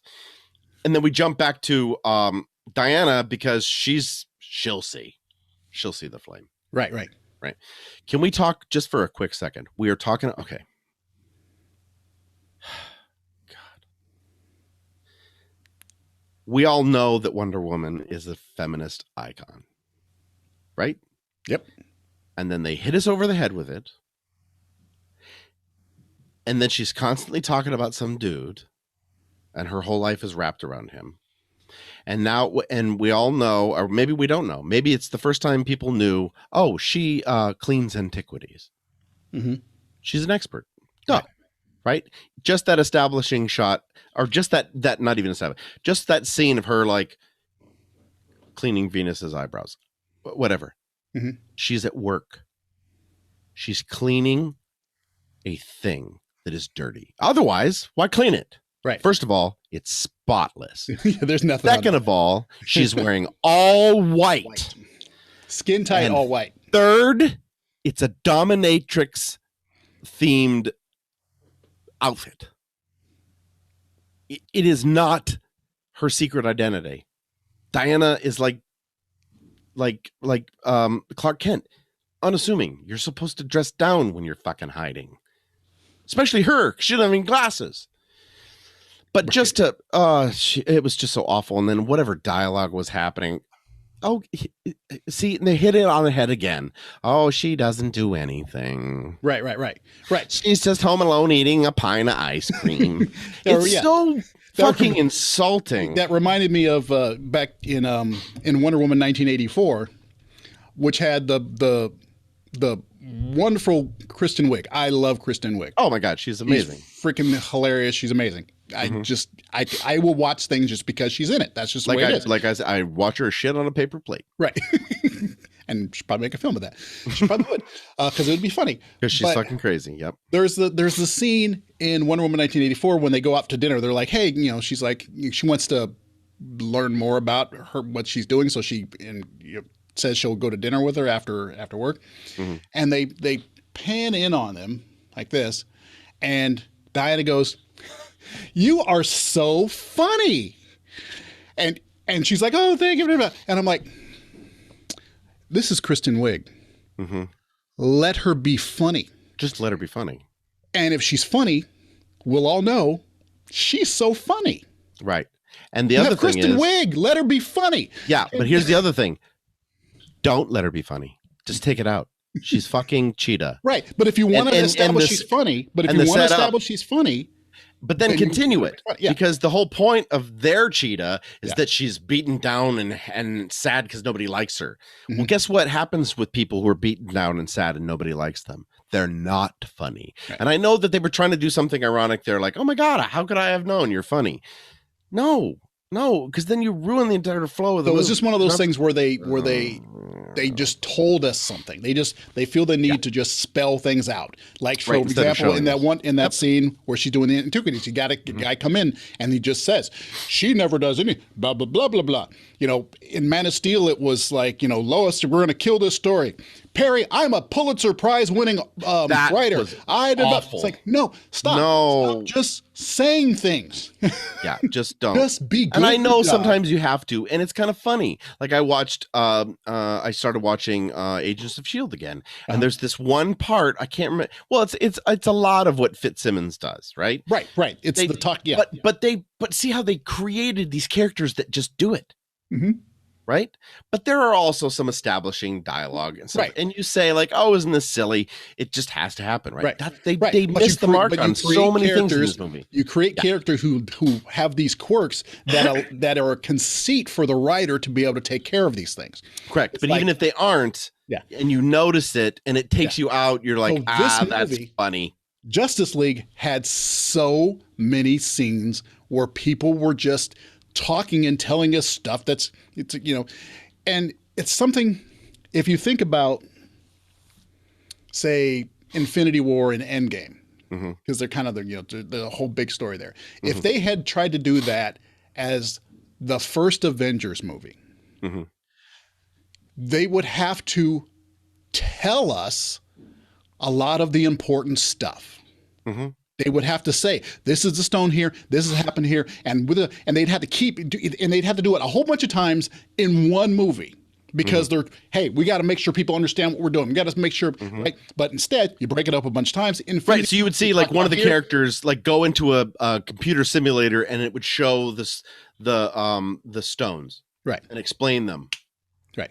Like that would have to happen. Right, yeah, all the time, and it would have to happen several times in the movie because people don't just absorb it like that. Right. But what they did was since they had a lot of movies, one stone's mentioned here, it's important. Now we know stones are important. One stone's mentioned here, it's important. Oh, now we're really getting a sense of their importance.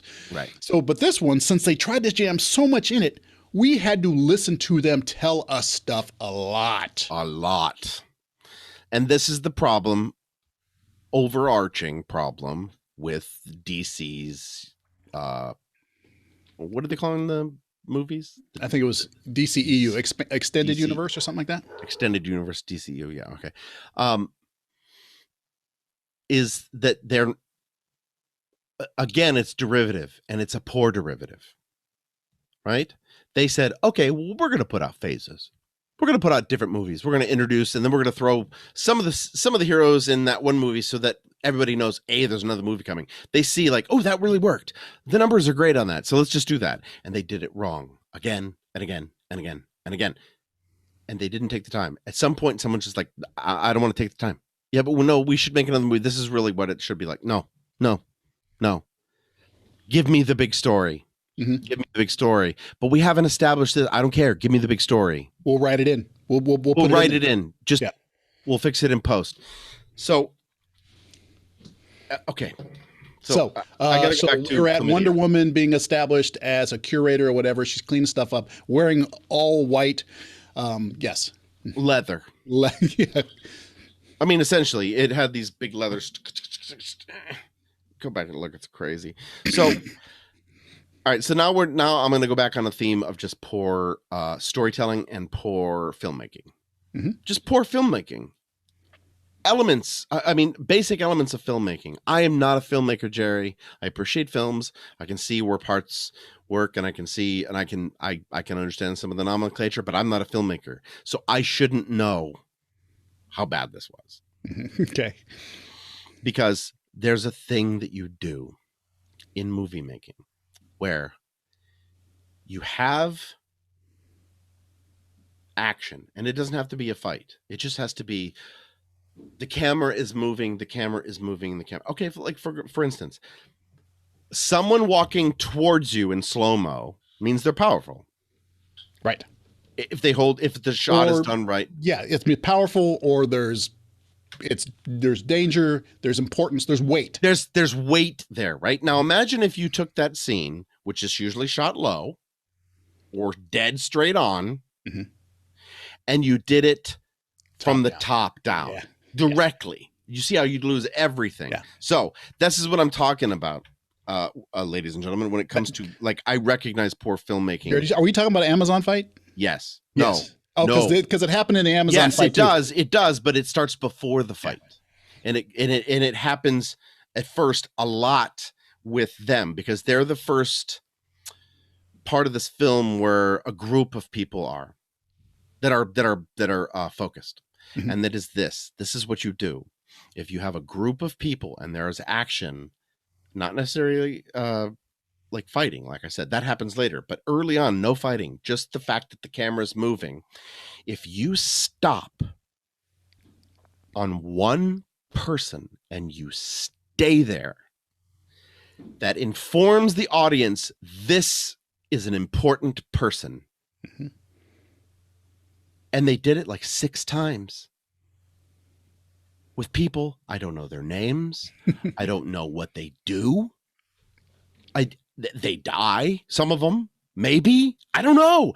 They told me, focus on these, and then they lost them. Why, Jerry? Right. They made sure, and again, heavy-handed. Guess what, Jerry? In case you didn't notice, they have black Amazons.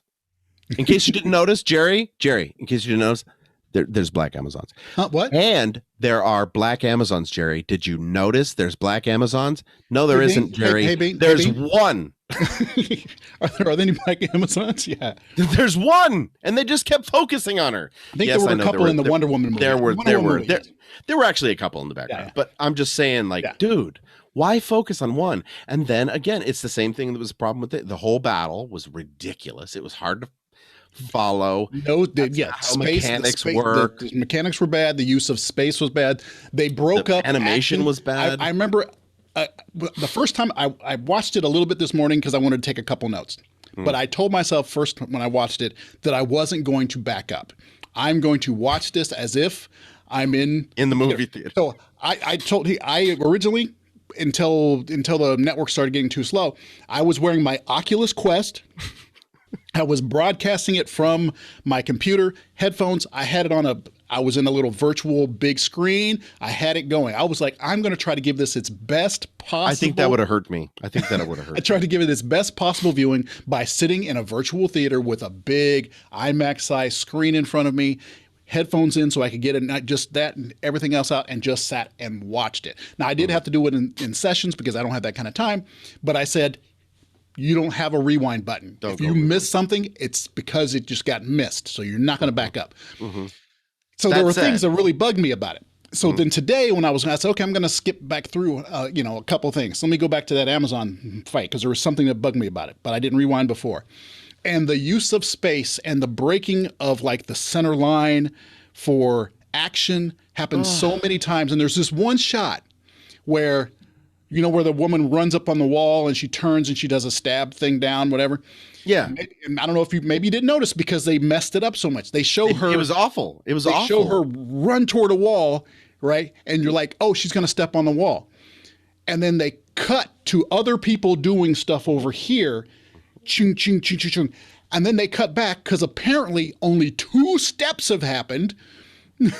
And now she's stepping on the wall. And then they cut to a bad angle of too much straight up. So she doesn't seem like she's on a wall. She just looks like she's just flat. And the camera, the aspect ratio is wrong. So the depth doesn't work. And so she just looks like she's standing there and turning. And I was like, what?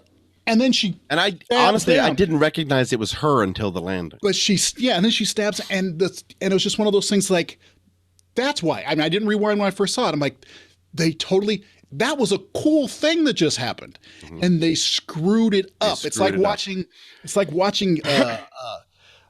Jet Li doing American films early on. And they just let the American, filmmakers do what they wanted to. And it's like, you do not know how to shoot Jet Li. Stop it. Back up. Let us see things. Stop chopping it up because he knows what he's doing. But they chopped it up and they changed the angles that ruined the flow of a really cool looking thing. All the battle scenes were awful. Yeah. All of them. Yeah. And we have to talk about the big battle, but not yet, because I need to say something else about this scene. So just a reminder, everybody, the mother box is in a dome with a hole in the ceiling that he comes down through technological means with his boom tube. The walls mean nothing. Right. Nothing. It's not like he had to crawl in. It was we all know what a teleporter beam is. Yeah, this is his boom tube or whatever. I think they were, right, okay. I don't know if they were technically calling them boom tubes, but. Right. So he shows up. There's a fight, take the box, all this stuff, blah, blah, blah, all these things flying in, right? Like, okay, so close the doors. Or that one woman saying, it's good. It will honor us, whatever. Leave that alone. The pauses in the middle of battle. Stop pausing. Jesus Christ. So then she moves forward. Stop pausing in the middle of battle. You have laser blasts and arrows flying in every which way. Bodies flying, insect things flying. And you're going to stop, and you stop and have this, it's okay, my queen. I will honor. Stop. No, it has to be yelled, if anything. Yeah. Chop, people. Chop. Yeah. So anyways, she orders these beefy Amazons to do their only job. Yeah. Right. And then here's the other thing. Right. Here's the thing. To lock them all inside so that they will die. That's how important it is. Right, but there's a hole in the ceiling, Jerry. Yeah. Okay. Now, also, it's made out of stone, Jerry. Mm-hmm. They all saw the motherfucker come in, regardless. The window above didn't break. So, first, before we even get into this, how the fuck does closing the doors make a cliff collapse? Yeah, I was wondering about that. I'm like, maybe the laser blasts and stuff were happening, because that would be the stupidest mechanism. Like, so your decision was to lock them inside and then have it fall and break open. And yeah, it's like, didn't make any sense. So I thought, okay, I'm gonna just assume that whatever battle is happening inside has really screwed up the integrity of I don't know, but yeah, then it would collapse. Yeah, right, but not the ground. So, anyways, here's the thing. Yeah. And then make sure you pause. Everybody knows he's from space, man. Everyone knows. It's not a secret. Right, yeah, because the whole people came down on the spaceship. She was there when he first fucking showed up. Yep. Right? So she knows what he's capable of, right? Well, wait a minute. I think it was Darkseid the first time. Which is weird too. But still, she knows what they're capable of. Got his ass whooped too. It was like, which was weird. So weird. And then we have to touch on that because I don't think we have a lot of time, dude. We've already gone way over what we wanted to do, and we've been at this even an hour and 32. Close. We're an hour 32 minutes, and we have not even gotten through the first mother box. So there's going to be several real quick. Just let me say. So the queen knows, and we know. That's the thing. That's the part, right? It's like we know. So of course she knows. This is what I mean by fucking with logic, not good storytelling. This comes down to storytelling. Yes. This logic thing that I keep talking about. She knows how invulnerable is. She's seen him take arrows already in there. He's not phased. So not phased, they decide to shut him in. Then the whole damn thing falls into the ocean in another slow-mo episode. That's after she stands outside the door for a few minutes and going for a few seconds. It's like the door comes in and she's like looking at the door. It's like, no, run, bitch, run, run. So, and then she watches this thing fall and she takes a sigh. She breathes a sigh of relief. No, the plan's wrong. Now he can get out easier. Not that he could never get out. Now he's out. Run, bitch. Now,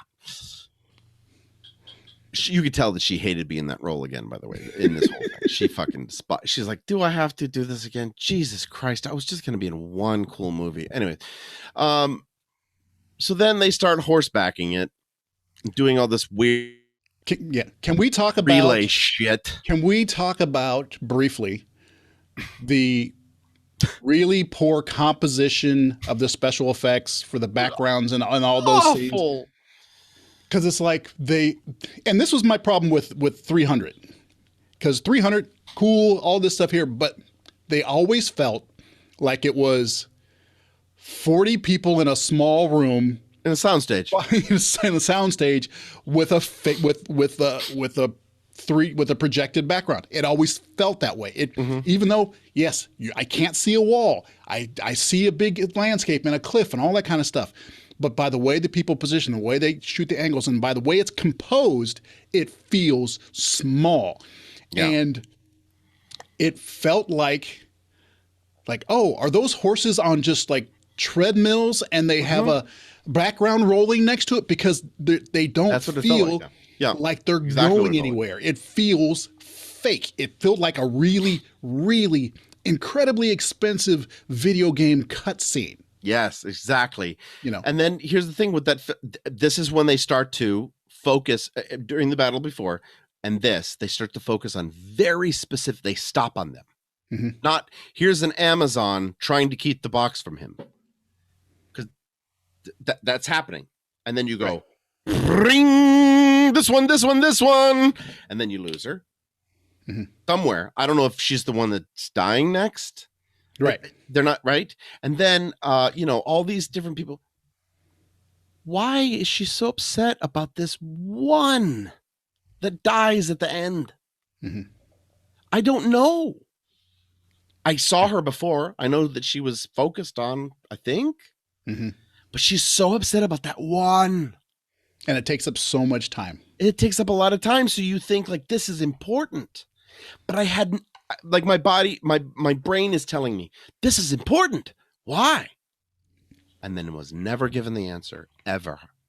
And I never will. Yeah. Right. So. Yeah. So that's one of those things where, I mean, Steppenwolf, I really, really got close to saying Steppenfetch it. Steppenwolf. We should have, considering how much he kowtowed. Steppenwolf looked better. His costume looked better. Because they gave him a costume that is easier to render. Yeah. Sharp. And if you noticed, all the sharpness and the metal, there are movies that have fully computer-generated car scenes and people have no idea, because we have perfected like metal surfaces and non-human textured surfaces like years ago. We are really good at it. So when they changed him from being a person wearing some stuff and you had skin and hair and more exposed face, and to a person that was just basically a wedge of a face and a robot body, basically, they made him look a lot better because you can do that. Yeah, that was actually one of my positives, and same with my roommate. You can do that. She's like, well, I liked him better. Yeah, he looked better. You can do that. Now, when his face moved and all that kind of stuff, that didn't work. It didn't work. It looked like the worst, because there were some characters in, say, Infinity War and Endgame, like the sub bosses in the non-Thanos people. Some of their renderings didn't quite, they weren't quite up to par as Thanos was. Right? They weren't quite up to par, and That's what he felt like. It's like, yeah, they don't have the budget for all that. They added some more lines on him and stuff like that to give him more detail, but he's still not. He's not good. Right. But at least they added some surface of that. But that also made him and all those scenes kind of stand out composition wise. The background was so poorly rendered and composed. The shadows didn't feel like they fit right. It's like. It just. Well, let me tell you. Just to stick on Steppenwolf for a second. In the first movie, I thought, oh, this is a scary motherfucker, right? And then they showed him in the previous battle, and pretty much kicking their asses until something special happened, and then he had to leave, right? In the previous movie, right. So when he was the person that came down to Earth and was going to, and it was such a simple story. Yeah. He conquers worlds for Darkseid. It was such an easy concept. Okay, so then you just get rid of that shit, right? Okay, great. So you're saying like, no, that's not what I intended. Right. I didn't want him at that first battle. Yeah, I wanted. One thing I did like, I did like about that in the original version is that the battle was lost. But they had to pull him away because he's like, no, I'm not leaving this. Yep, I'm not leaving this. I'm staying here. It was a defeat with a capital E. Yeah, and they pulled him away, and he just like, yeah, right. So I thought there was some character to that. Right. So we're coming across we're about to hit on the biggest problem with this movie, and how I don't understand how they thought this was meaningful. Right? So just talking about Steppenwolf. So I felt more afraid of him in the last movie. I him more as a threat. Okay. So then they give him this new costume, and technically that new costume with all the things that it does is more of a threat. But the only reason I know who he is because I've seen the previous movie and I had an established. Right. But when he shows up and he does this stuff, okay, fine. You introduce a character that's like that. It makes sense, right? It's not like he's going to be on the phone with somebody going, yeah, I got to go to Earth. Right. Okay, whatever. The mother box talked to me. So fine. Right. But then do something to establish that he's a super badass character. So he fights all these Amazons and you're like, okay, this is a guy to be scared of. So he comes, he gets the first mother box, he puts it in the blob. What the fuck was that about? And then in comes this character who I can't remember his name. I've never heard of before. Yeah. Desaad. Desaad. Desaad. He's a underling of I get that. And at first I was like, what? But he's in the comics, yeah. Yeah, but first I was like, what? It just wasn't very good. And by the way, DC is so bad with names. Come on. Darkseid. Desaad.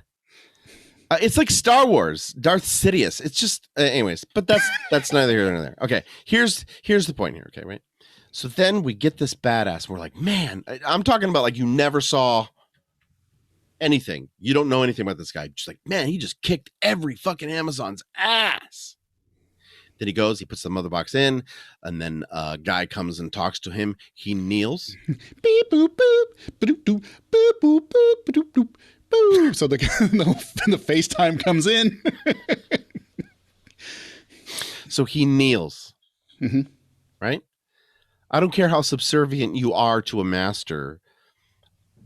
When the master's in front of you, like in a story, if that master's in front of you and he says kneel or you kneel while you're in front of him, that's one thing, right? I get it. But you've just established that this guy's a badass. And now you say, nope, not really.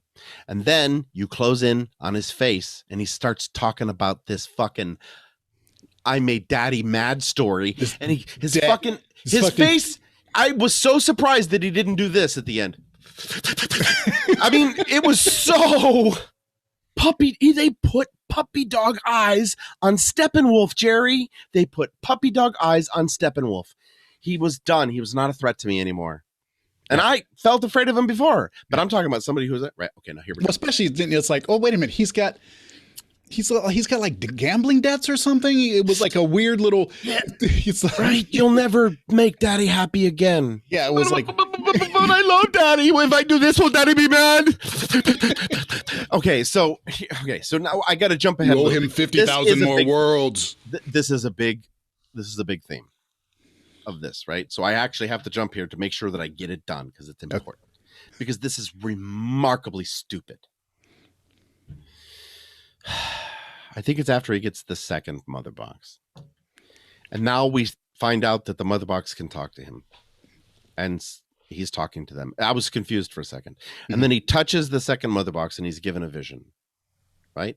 And that vision is the previous fight with Darkseid. Okay. Now remember, and then he ends up going out into that same field. Which, by the way, is the Amazon field. It's the Amazon field. They should be now either that or it's just really lazy composition because it's like that's the same spot. Yeah, just use scene 4 again. Are you sure? Yeah, just do it from a different angle. It'll be fine. Yeah. All right. So here we go. He gets this vision, right? Like, okay, so we know scene 4 again. We don't have scene 4. It's like texture number 4 in Bryce 3D. Remember, just pull it. Yeah, just pull up that. So I need to touch on really quick that we know that there was a big battle, and in this one, which was different than the next time, the first battle against the gods and the Amazons and the Atlanteans, lanterns, and everybody, and the lanterns. I liked that they had the lantern. I thought that was a good decision. Poorly used, but I thought it was a good decision. I don't know why they used the beam to cut people in half. That's not a construct. But anyway, I don't know if that happens or not. It was just I think in the last version he had a big hammer, right? It was a big like sledgehammer. Well, no, he's used of constructs, but there was one point where it was just this thing, but you couldn't. It would be nice if it was a knife or a something, but it wasn't. It was just a blast of energy. And I know that it can do that too, but it's just weird. You need to establish to people what these things can do. And I can't remember what lantern that was because that was an established screen. That's the hardest thing to do with lanterns is to establish that they're not all silly. Because using constructs out of that stuff tends to be very cartoony hammer to me. Yeah. It's a hard thing to do. I get it. But okay, so there's this big battle that happens, and then Darkseid takes time and reaches down and touches the earth, scrapes it, and recognizes it somehow. And then he smashes his hammer thing down, and then this big thing comes out, and it's all lava, right? The big omega thing. First of all, the gods are there. And the first thing came out of my mouth was pretending to be one of the gods and go, Hephaestus, can you take care of that? Because that's his fucking power, dude. Just douse that shit, will you? Okay. Now we have to go into another really, really bad decision. Doubling, tripling, quadrupling down on a bad decision. Stop using that actor for Ares. It doesn't work. He looks like a dowdy Englishman. Just don't do it again. That one I don't mind if they were just like, that was awful. Let's just take that out. But they doubled down. Of all the things to hold on to from a previous movie. Okay, skip past that. Now we know that Darkseid has found that something.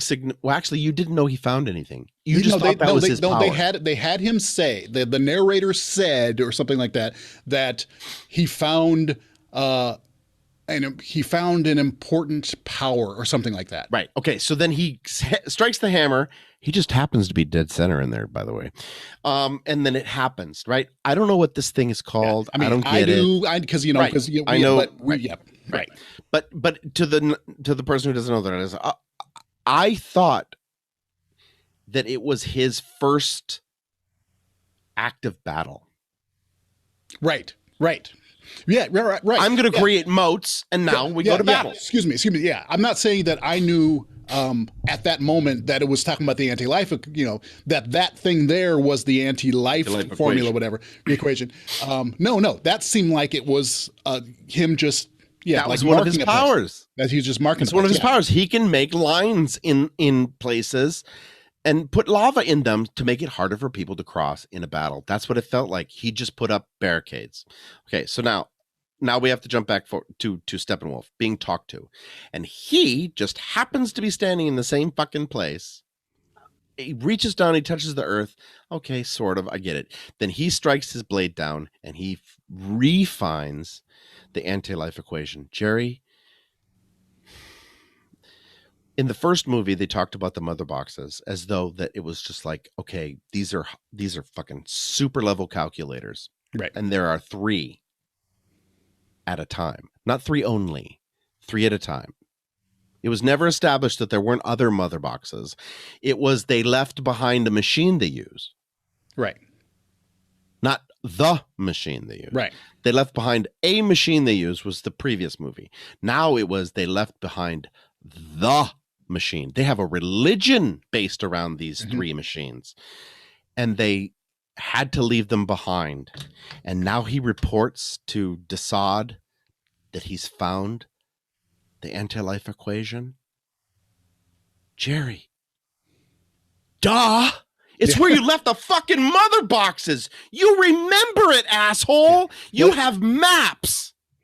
Yeah, That was it's the worst defeat you've ever suffered. You lost your mother boxes on this world, and you remember because you were there, Darkseid. That's where the fucking thing was. That's what really kind of bugged me. This thing, it was that there was like you found it. Oh, it's on Earth. This and it's like wait a minute. So we're saying that Darkseid travels the universe, the galaxies, conquering world, makes sure getting these things under power. He got to a spot where he found the ultimate prize that would allow him to take over everything. Everyone got his ass whooped. Like a chop to the neck, like someone's going for the head, Thanos style, right? Got his ass whooped. Had to be taken away, barely holding on to his life. And he looked scared, by the way. Yeah. You don't make a bad guy like that look scared. Yeah, he looked weak. That was really, I didn't like that. And no one like geotagged that shit. Like nope. They left and had no idea. They lost where their main weapon. So like your ship doesn't have like logs of where it was. Nope. Apparently they don't have maps. No, that was 5,000 years ago. So they didn't have maps. They have spaceships, Jerry. They don't have maps of space. It's like spaceships. How does he not know where it is? Exactly where it is. Not even. So there and that wasn't necessary because they easily could have said it's like we know where it is, but we know it's protected. Yeah. So that was the other thing too. Saying that the mother boxes were afraid of Superman was a weird fucking line. But yeah, especially since they're not evil. They're not evil. They just do things. So they're not. But now we know they are evil because we've seen apparently them. they are evil. Yeah, they're evil. Oh my God. But so the fact that it wasn't necessary for they could have easily had a way for him to not come here. But because here's the thing: when it comes to the anti-life, they forgot where it was. When it comes to the anti-life equation, other people remembered, but they didn't want to remind like Darkseid of like how he got his ass kicked. So they just kind of all just decided not to tell him, remind him, and then all those people died. Right. So see here, this is what I'm saying about poor storytelling, right? Because you're actually pushing forward a notion that you want to now do another movie with. Mm-hmm. The fact that Darkseid is coming. Because his prize is there and he will stop at nothing. It's been underlined and exclamated. He's coming because that's where his prize is. Well, when he had to retreat, guess what a retreat is, Jerry? That is a battle decision. That is a war decision. That is not an end. It can be. If Darkseid lost that planet that he discovered the anti-life equation and he lost his main tools, he would have stepped back to about where the moon is, hide behind it maybe, get some more people, heal up, and go back because that's where the fucking prize is. Yeah. It was so weird. That is bad storytelling. That is super bad storytelling. Yeah. Yeah. And I swore that's when I paused and I was like, fuck this fucking movie. And that's what, 40 minutes in? When was that? Maybe. Yeah. I've got so many. So I'm just curious at how far that was into the movie. I can't remember. Well, we actually jumped to some of these things. I did. But now we're sticking on, just because we're sticking in characters now. Steppenwolf. Okay. Steppenwolf now says, oh, I know where the anti-life equation is. And now Dun, dun, dun, dun, dun, dun, dun. Darkseid's gonna jump on Zoom too. Now, he sees that Darkseid is coming. They accentuate those puppy dog eyes again, and and he, out of respect, you got it. Out of respect, he revealed his head. You saw it happen, right? And you're like, oh, okay. It's like he's taking his hat off. You get it. Yeah. That is kind of an established thing. And then he's talking to him, and then he's talking to him, and then he's talking to him, and the motherfucker's naked. Just like, right? Now he's standing there naked, but they never showed it happen. It was in the middle of the conversation. He like pissed himself, and it triggered his costume to disappear.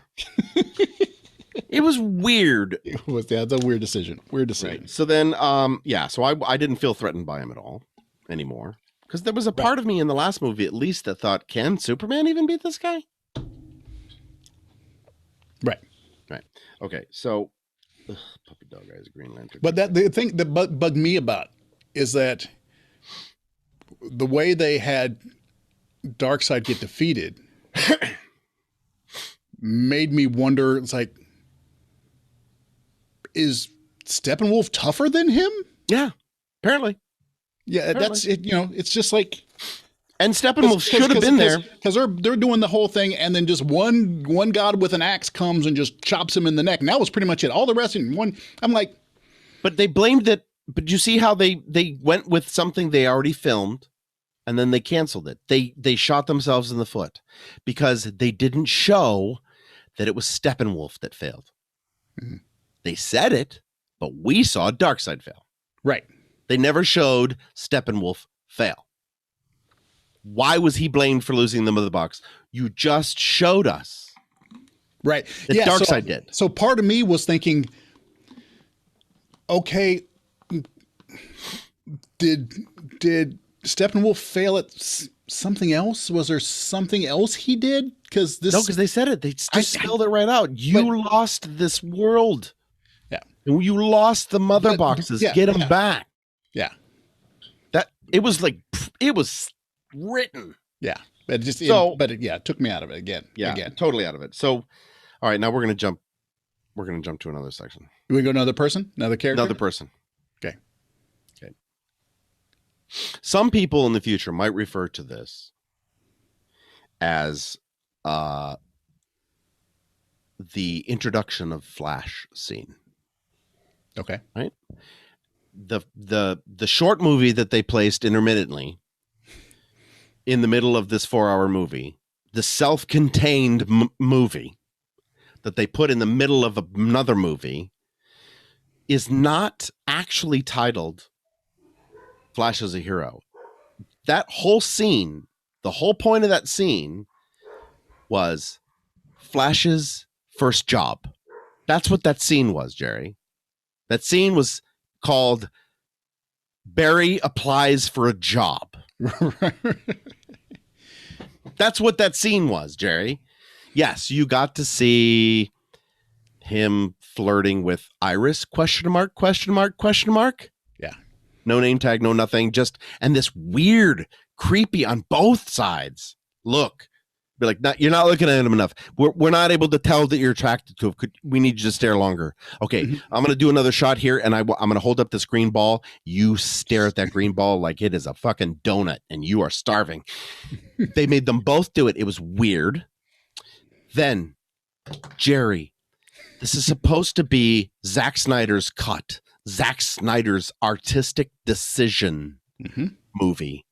And they put in camp about a fucking truck driver reaching for a hamburger in like Raimi Cam? Are you kidding me?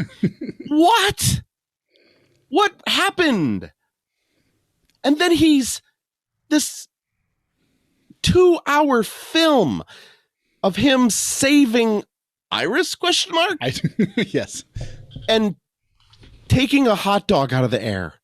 Yeah. Fuck you. Because he's getting a job. What is this? Because he's getting a job over there. but made sense afterwards. Afterwards, but at the time it did not. Just got. I was like, to me, is he going to put a penis in her mouth? No, it was to me and my roommate. It was a Barry is always hungry joke. Right. We actually said, "Oh God, please don't reach for it. Please don't reach for it." And he reached for it. That we said that. Uh-huh. Oh God, please don't. But he did. Mm-hmm. Right. And then so on and so forth. And then the other thing that bugs me about some superhero movies, and it's really bad in this one, is when people show their powers and then they then showed that he's been with these puppies the whole time. Oh, gee, I chirp, she's all right. Yeah, it's like, no. Still disappeared in a cloud of lightning. That happened. Yeah, exactly. That's the thing. It's like, and then a glass broke. Yeah, and then she saw him. Her eyes are on it, man. She saw him at least for a couple moments on top of another woman. Right. Then when she turns after she sees another. He's sitting there, and she's supposed to be like, wah, wah, wah, wah. Yeah. Whackity schmackity do. I'm gonna bring it. Thank you, Patton Oswalt, for that. That's what that scene. Okay, I've now renamed that little film. That film is not called Flash Saves Iris. It is not called Flash's first job. That little tiny movie they put in this movie was called Whackity Schmackity Do. Yeah, I can hear my roommate laughing. but as a positive, okay, in that because I've this kind of thing. This kind of thing always bugs me about superpower stuff. Whenever they have a person falling, and Superman or somebody with speed comes in and just like, wham, and takes them. I'm like, I did like that. It's like they're mush. You don't get to come in at the speed of sound and grab somebody.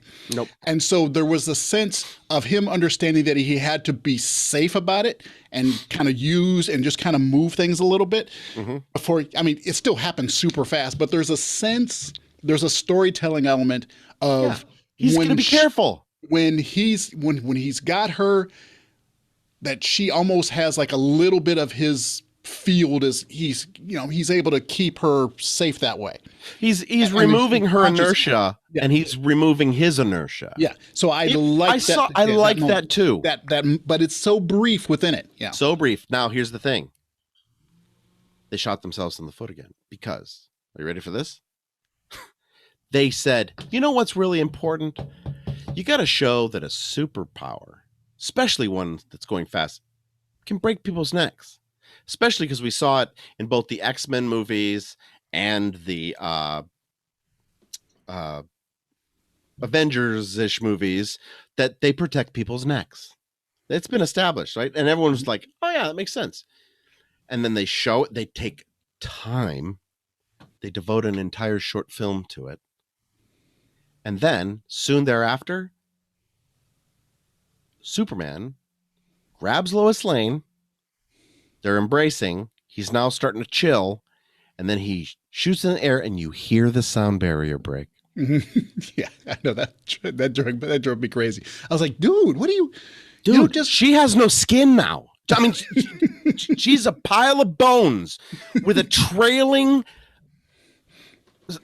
pieces of skin. That's what she is now. You broke the sound barrier with your girlfriend. He's holding a torso. And everything from her hips down, everything from her center of gravity down has stayed. Yeah. Looks like Barry.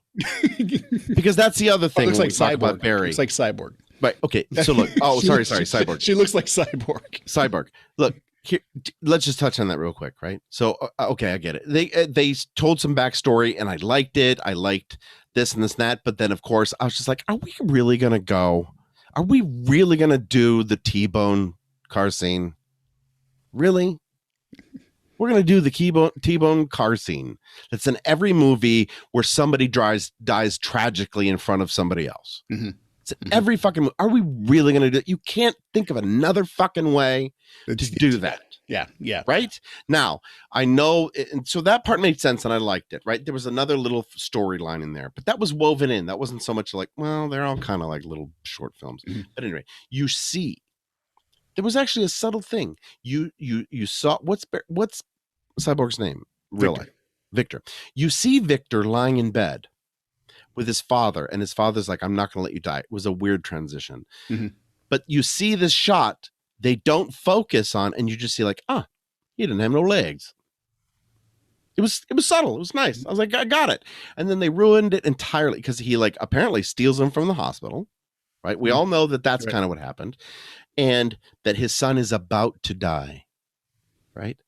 But he takes him and he puts the change machine near him. I can't remember how it happens, but Right. when they show him with no fucking pelvis, Yeah. no, he didn't almost die. He's done dead. Dead. He done is dead. DED dead. He is dead. He has no pelvis. He's been dead. You can't transport him. Yeah. That was ridiculous. Yeah. So and totally unnecessary. Part of me was rewriting it. Part of me was rewriting it. It's like, okay, maybe he had just no legs at one point, and then after he brought him over, like necrosis. I don't know, but yeah, you don't just like have a guy in a hospital bed with an open torso, with just that is someone you let go, or at least he's like in a chamber that's pressurized and something, and because everything's recirculating, like artificial this and an artificial that. But here's the thing: you didn't have to do it, because the whole thing of Cyborg is that his body is taken over by machines. Yeah, he could have been an entirely whole person and about to die. Yeah, and that's one thing that big bug me, because in the comics he was always like 50%. There was like he had his body and he had like most of one leg, part of one leg, and the other,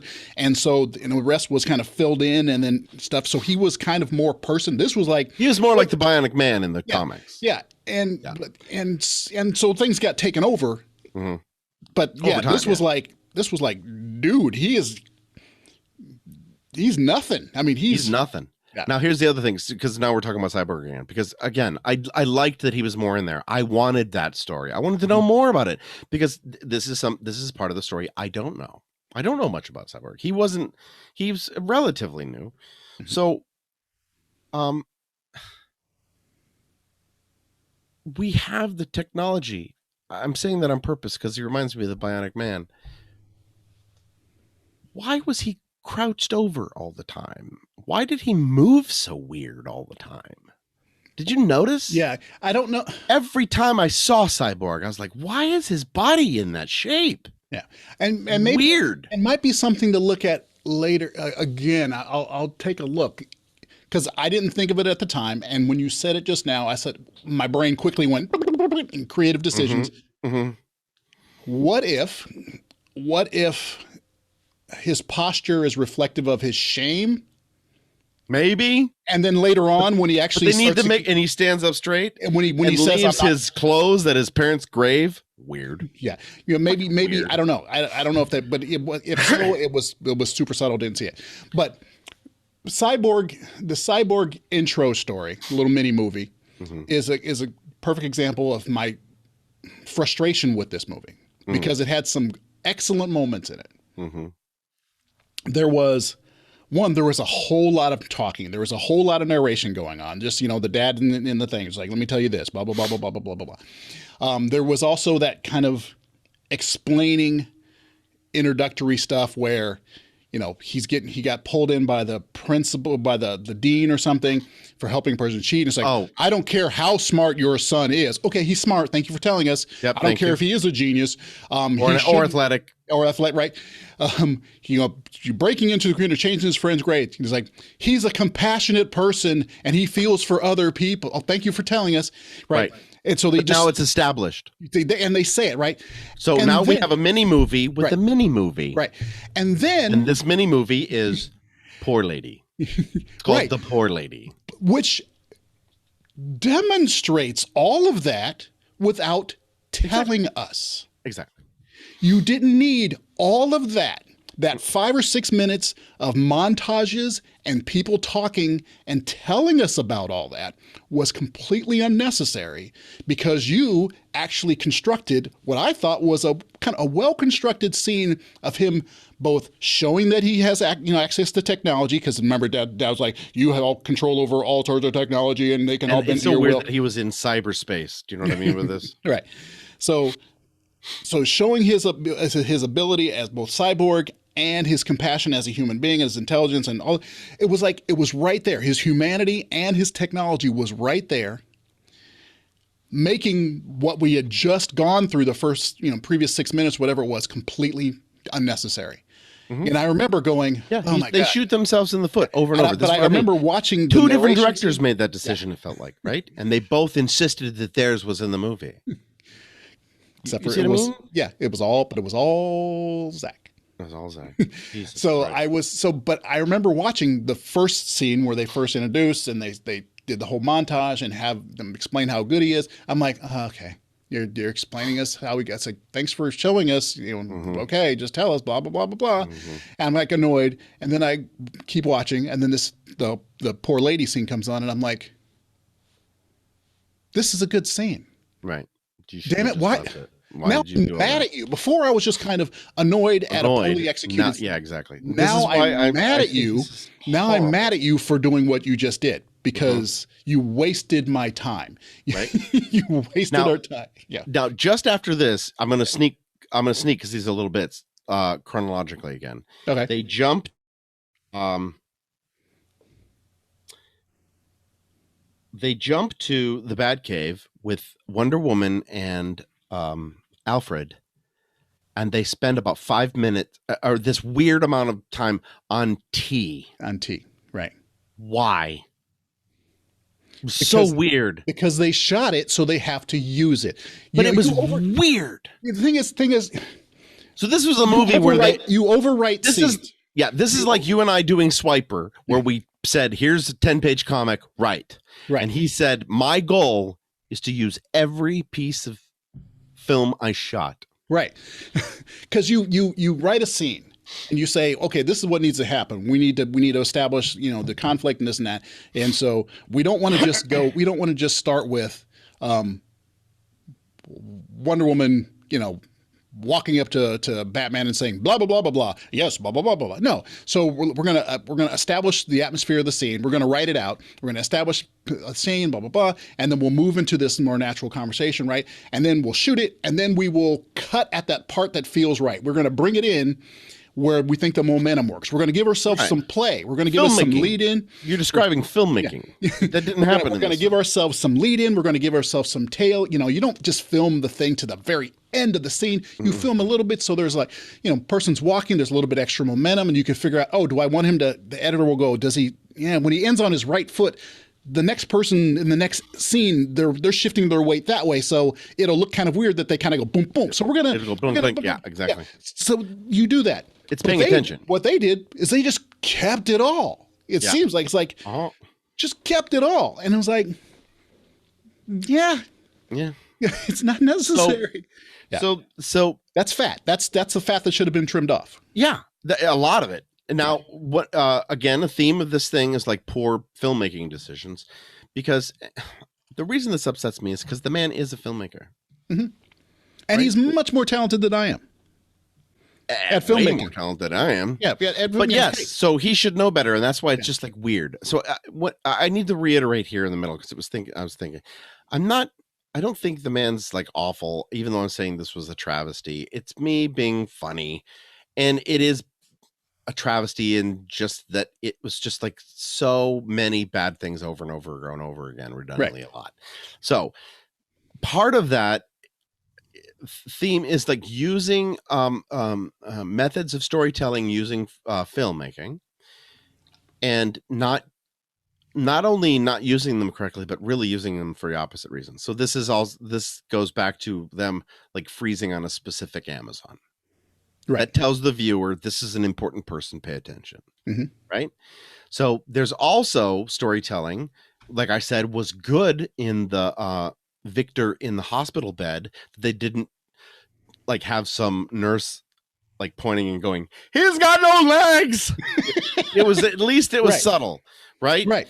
And then, so that's an establishing, right? That's using the medium as a storytelling element, right? You trust the ability of your viewer Mhm. to notice something Right. subtle and important, right? So when you establish a character, okay, like a very basic one.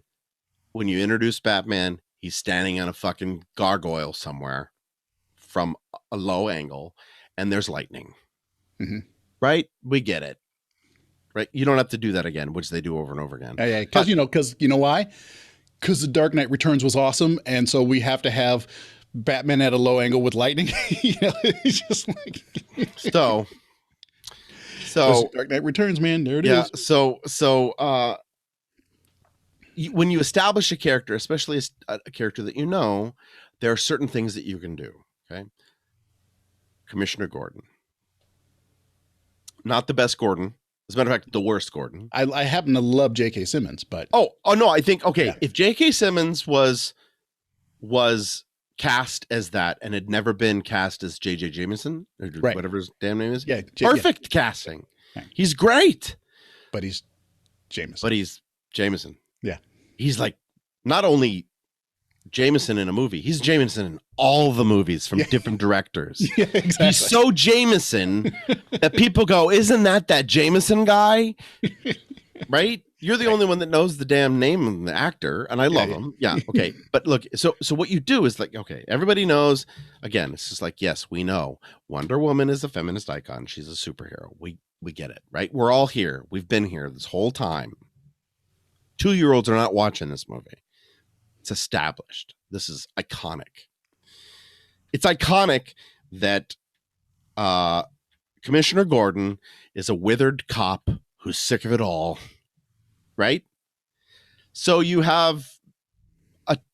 make a choice to show that he's this withered cop. So having the hear your messages and him throwing him in the garbage bin, that made sense, right? Because he doesn't give a fuck anymore, right? But dude, in this day and age, you're going to give one of the best cops we know his starting scene where he's watching police brutality calmly, like that's how we see him. He's watching a cop beat the fuck out of somebody first. Because the thing is like Gordon is weathered and burnt out to a certain degree, but he's still a good cop. He's one of the good guys. Yeah. He is battling that at all times. He is battling at all times. All times. So, and in this day and age, that's the only reason he deals with Batman is because him and Batman are on the same page. There are criminals, but there are lines we don't cross. Right. Right. That's why him and Batman. Remember, it's like there was a whole because thing. Batman will cross one line that Gordon won't. Yeah. Right. Right. Well, yes. Sort of beating up people. Right. Yeah. But having the commissioner in this day and age, watch a man get beaten by a cop and there's no consequences and so on and so forth. I mean, was that an artistic decision? Like, this is how it is today. There's no consequences. Well, how but fucking that's not Jim Gordon. sad. Jim Gordon. That's how sad, but not from Gordon. Exactly. It was very disappointing to see that.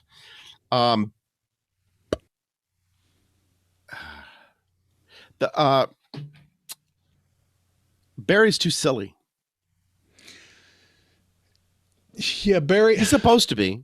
Well, no, it works sometimes. Thing is, but he's too silly all the time. He jokes with Cyborg moments after his father died. And the thing is people blamed Joss Whedon for all that. They're like, for the Joss silliness. Whedon had to throw in jokes everywhere, and they blamed him for like the Batman, the Bruce Wayne "I'm rich" joke. Nope, apparently that was an original shot. That was not shot. But the thing for me and Barry and his silliness is that's not Barry for me. That's Wally West. That was the Kid Flash. Was always. He was the younger version. Flash was more of a Superman type. He was always more. I mean, they do. I like him in. I happen to like the Flash in the DC televised show. I like that Flash. He's not silly. he's not super, he's not super straight laced. He's like in the middle. He's a grown up with responsibilities, but he's young enough that he's still kind of lighthearted. And then in the comics, there was always Wally, who was just a lot more loose and more of that silly banterish type of person. And here's the reason. That's who this Flash feels like. It's like, right. And here's the reason he's that way. Here's exactly the reason that he's that way. It's derivative. It's X-Men. It's directly from X-Men. I love it when that fast guy does all that funny shit. It's fucking awesome. Yeah. Make him more like that. No. That's not the Flash. I know, but the numbers are showing. People love that shit. We need to show some more of that shit. So for me, so awful. Oh, I'm talking about here. I didn't have a problem with him doing that, but in my brain, it's like, okay, that's not Barry Allen Flash. That's this other thing, and I'll just have to accept that. It's like, to me, it felt derivative. To me, it felt like they changed something because it was like what they did with Fox X-Men. Right. The next thing on my list is Aquaman now having the power, and he did in the previous movie, to stop water. Yeah, I didn't understand that so much. Also, did you know that now something must happen between this movie and the Aquaman movie that normal Atlanteans can't breathe air? Because now they all can. They just drag mooks out of the water and talk to them. Yeah. No problem. And also, they beat the fuck out of all kinds of people to try to get the information. Where are the mother boxes? And you have a brain spider. You have a brain spider. Why are you talking? Why are you there? Send some guy with the brain spider. Yeah. Have him call you when he's figured something out. Yeah. What are you there for? Just have a handful of little brain spiders and do minority report thing where they just send them out and the people are hiding and done. Yeah. Weird. I was, because the whole point was that Arthur was different. He's a hybrid, he's a half breed. But even in the movie, they showed that Highborn, which was fucking weird, can also Highborn Atlanteans can breathe, also just regular guards or whatever. So weird. Yeah. That was a funny thing. Weird. What when they showed him dragging him out of the ocean, I was like, Mr. Parademon, sir. I'm sorry. Sir. You have wings. Yeah. Is there a reason why you're and then later on they're flying? And I'm like, nope. just fly him out of the water. You have wings. Right. So then, them dressing Aquaman in costumes. There was a comment, and it was so apparent. Now I can't remember what it is, but it was this really weird joke that made no sense whatsoever, and they wrote a line. It's like me writing a puppet show around a pun, right? And it was this. Wonder Woman says to Aquaman, better get dressed, just so that Cyborg can take his hoodie off and go, I'm always dressed. Right. Totally unnecessary, lame dad joke stuff. Right. And it is just awful. But guess what? Cyborg didn't say booyah, so it's okay. And he didn't say booyah, which he should have. But see, no. Everyone was insanely upset that he said booyah. And, even though it was literally like one of the last things he said in the entire movie last time, so it was even Snyder even tweeted out, someone said, and I hope he doesn't say booyah, whatever. And he said something like, he sure as fuck doesn't, or something like that. And people were like, yeah, you didn't say booyah. And it's like, why is that a thing? Why is it? Because Here's the why is thing. it so It is important to a you? thing Why is it so important to you that he not say booyah? That's my thing. It's like, because it's a fan favorite thing. I get it. I get it that When you in don't the want first yeah. movie, my roommate who loves the JLA cartoons and all that stuff, and The Teen Titans, really, yeah, was like, yay! It was like a nice little woohoo. It meant nothing. Yeah. But she was like, yeah, he's a booyah. It's just a funny thing. Just let it happen. All right. Yeah. Yeah. And there was actually a moment in this movie where he said some exclamation. I can't remember what it was. And I was like, that's literally, if that's where he would say booyah. But he said something else like boom or something. But I'm like, that's literally where he would have said it as a character.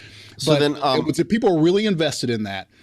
And even, I can't remember what it was, but it was like people talking about, one thing I'm looking forward to is that, we're going to have a movie where Cyborg doesn't fucking say booyah and Batman says fuck. Yeah, because he God, Batman saying fuck. Zack Snyder let people know months ago. And by the way, in this movie, Batman says fuck. And people were like, yeah. And I was like, no. I mean, yes, like, we know. We all know that Batman says fuck. But I'm like, if you think about it, how is that a thing? Of course Batman says fuck. Are we children? Are we children that it's like, ooh, cool, Batman says fuck. Yeah, exactly. And then so does Arthur? Who says fuck? Someone else says fuck. It's twice. That's why they made it the rating they did. It's twice. But you know what? I know. It's so lame. It's one of those things, like, I don't have a problem with it happening. I have a problem. And sometimes I laugh when it happens because I have a problem with it being considered a positive standard. Right. It's like, you know what? If Batman happens to say fuck in it, that happens. If when Captain America, that's like Superman saying fuck. Yeah. When Captain America, it's exactly to have him say fuck on screen. You should have had Superman say it too. Yeah, that's what it felt like to me. But I get that. But my thing is, it's not them saying it so much. Like, I don't have a problem with, like, when Captain America swears or something like that. It happened. It's part of it. It becomes a unique thing. You're like, really? Captain America just swore? Because damn, that's how serious things are. That's how pissed he is. Right. That's what's happening. And so I don't have a problem with Batman saying fuck. I don't have a problem that kind of thing.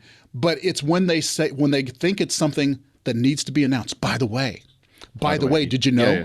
Did you know Batman says, oh, shit, Batman says, fuck? That is awesome. It's like, no. You don't need to tell us. Just let it happen, and it'll be within the thing. It'll just have happened, and it's not a thing. Yeah. It's just part of the story. But you're like, hey, by the way, this thing is cool. We did a cool thing. Wait till you see the cool thing we did. We said fuck. P.S. We said fuck. Yeah. So it's like, no. Okay, so now I can't even believe we're only here. Digging up Superman. And we're obviously we're gonna have to do this in sections because we're gonna have to wrap this up. So we're gonna figure out a way of chopping this here, and then maybe you and I will have another conversation tomorrow. It has to, and then another conversation. But it has to be early because tomorrow I'm getting my second vaccine, and we'll chop these things up because I don't want to draw this thing out because this is the first time this is not a planned conversation. No, he and I are just now having this thing. This is how things play out, folks. And if you saw my notes, they're not specific. It looks. But it has been almost 2.5 hours of nonstop talk, and so we're gonna have to wrap this thing up. So then let's stop with Superman arriving, and then we'll talk about what the consequences of him arriving. Okay, Superman arriving. Let's stop with that. I mean, but I'm going to move towards that. This I'm not going to talk about conversation. It yet. Oh, okay. I'm not going to talk about it yet. I'm just saying we'll stop when we say okay, and then now Superman is here. We won't talk about the fight. Okay, we'll bring that up. That was okay. And now Superman's here. The fight. Oh, I could go off on an hour about that. Yeah. It's ridiculous. Anyways. But with one preview that makes me angry. Okay, so here we go. I'm looking at my notes, and like I said, the chicken scratch, I can't understand a fucking word I wrote. But because there's one that says stops disappearing armor. I don't know what that means. It's a note I made. Stops. What does it say? What scene? It's after Cyborg. It's a commentary about Cyborg saying she wants to fly, and then later we see Alfred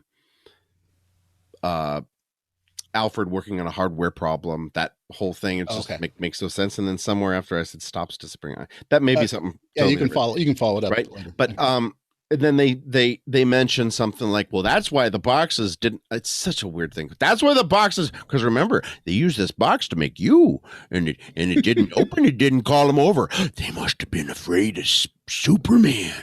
That's what it sounded like to me, like that kind of level idiocy. Okay, so then they go, okay. I did like the fact that they didn't argue so much about it, because I didn't like that in the last movie. Right.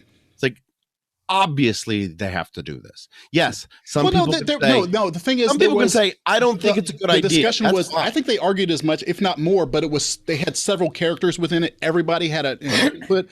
Before it was just like, I think it was just Batman and Wonder Woman like going back and forth, and so it felt a little stilted. This one, They were all around the table. It was more around the table. Right.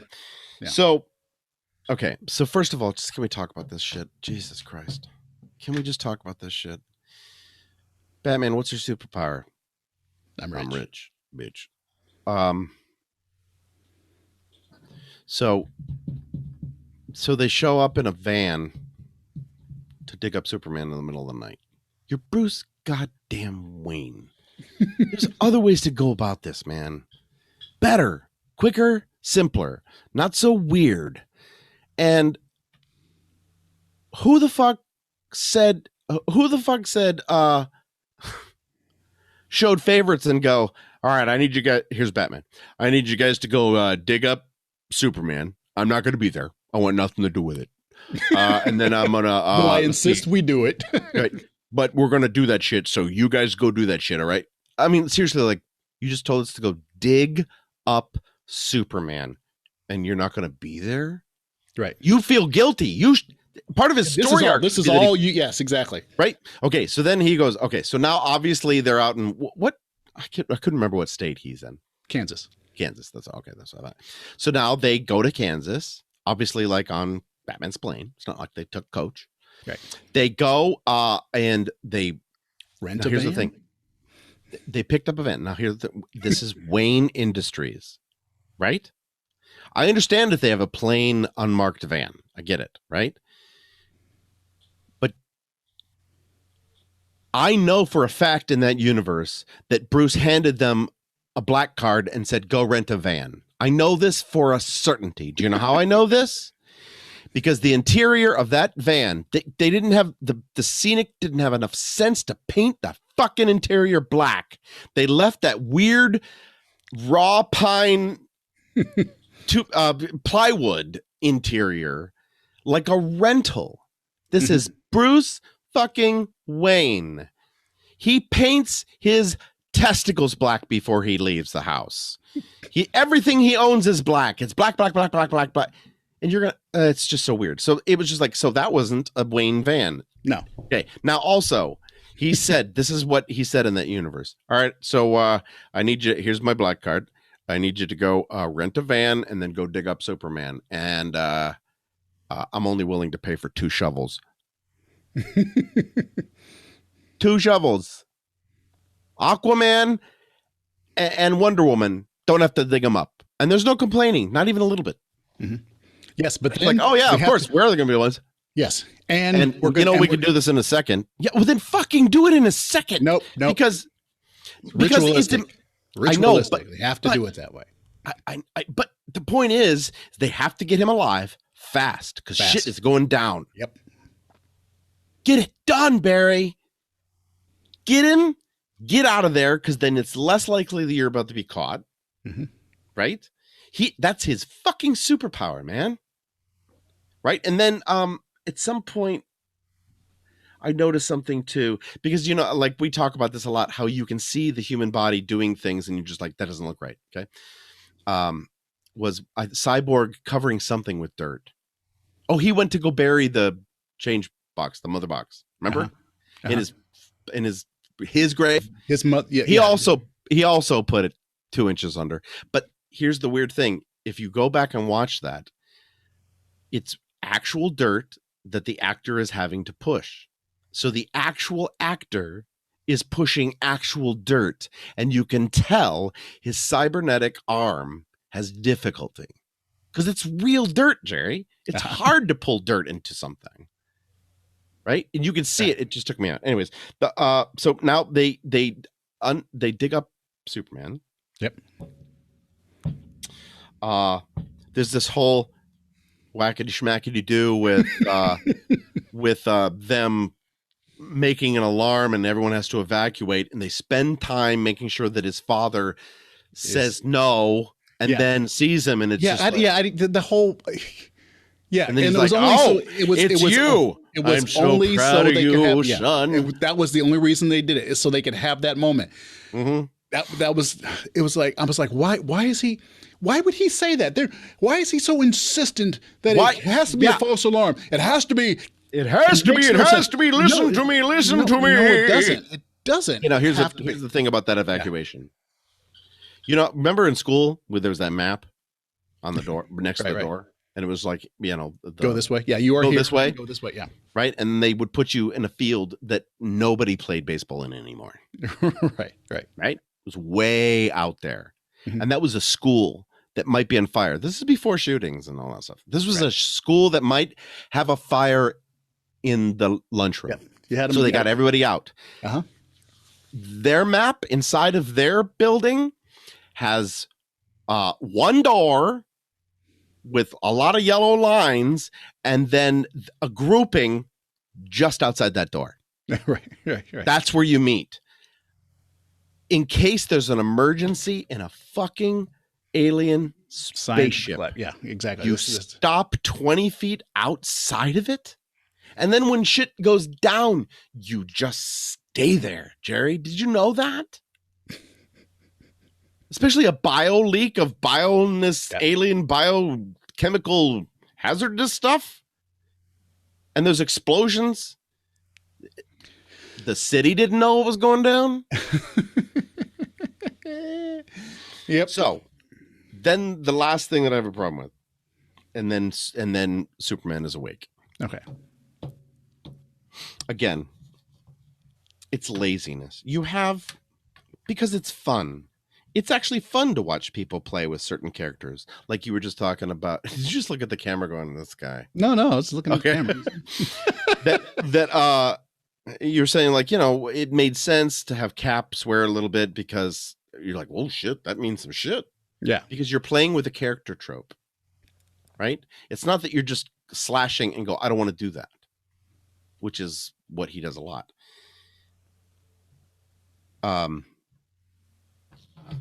Batman is a cold-hearted motherfucker. They even say it in this movie. My heart died long years ago, or whatever he says to the Joker. Now all of a sudden he's having visions. Did you know that Batman has visions, Jerry? Well, Batman is as now of the last movie, yes. a Cassandra. Batman gets visions, Jerry. What? As of the last movie, yeah, that's what happened in Batman v Superman is a thing. So now he has precognition dreams. And God, I don't know why that upsets me. That one is just upsetting me so much. And that all happens and they wake up Superman. And then the preview to the next conversation is you're going to have Batman cower begging for his life. Are you fucking kidding me right now? That is a fundamental misunderstanding of that character. So we're not going to get into that scene because we don't have time. But one thing I did like about that scene, other than the fact that, they didn't have to do you have to touch at the same time shit. I hate that. How everyone transports is always weird. It's like, well, Cyborg can fly, and I guess everyone else can just jump super, super far, and the Flash can run really fast. Okay, because Wonder Woman doesn't fly in this movie. She doesn't fly anymore. Which was established that she could at this point. But she doesn't. She does this weird zoomy jump thing, and Aquaman does the same type of super jumpy type of thing. But one because thing, water is his superpower, so he's really good at jumping through air. yep. So what really I did like about that scene is that they show Flash show up and Cyborg show up and Aquaman and Wonder Woman show up and no Batman. I'm like, Yeah, I wait a did minute. like that too. None of you, but part of me is like, none of you picked him up. He made his ass run.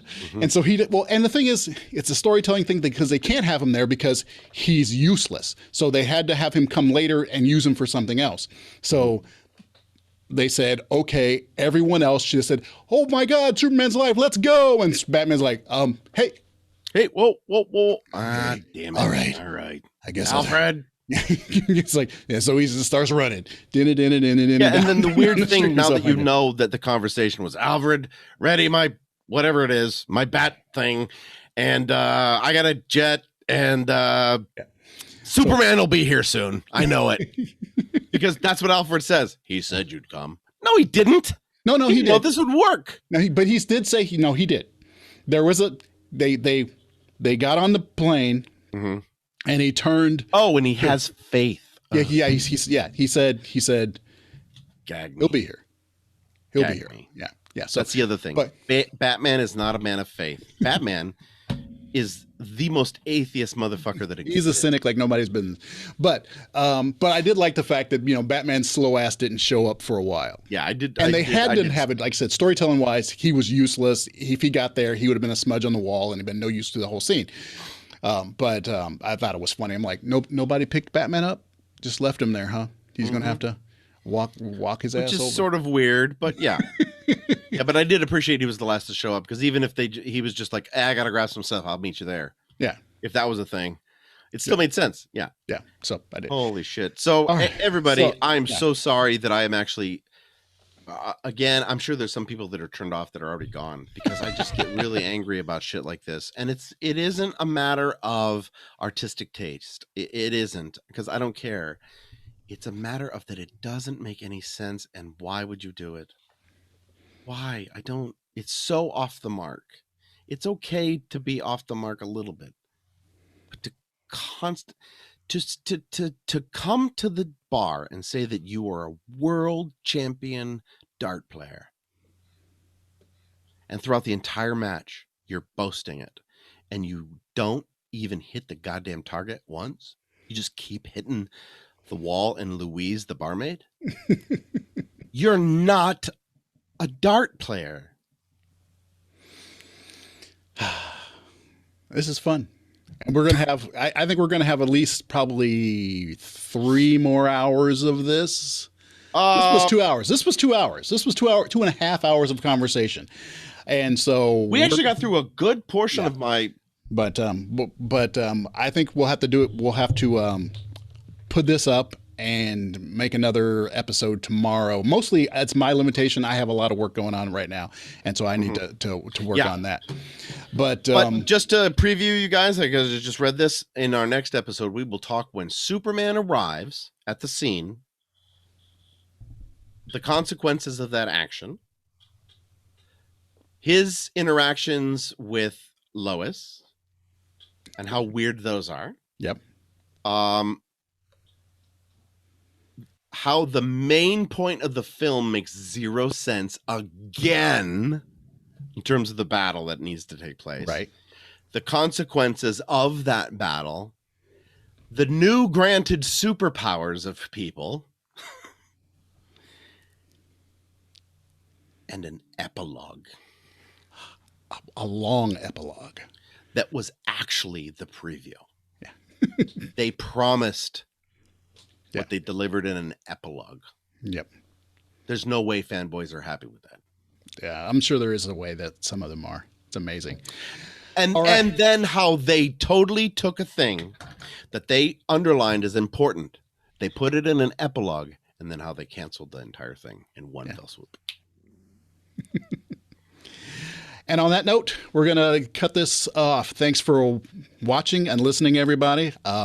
Yeah. This has been the Great Apes podcast. Jerry and Jesse, thanks for doing this. Being, I know this is a big lift, but it's a lot of fun. I don't know if this cheered me up. I was in a kind of weird mood. These are the type of conversations we have. We watch a movie, and then we go hang out in the parking lot, and we talk until someone goes, "Dude, we got to go. We have to go.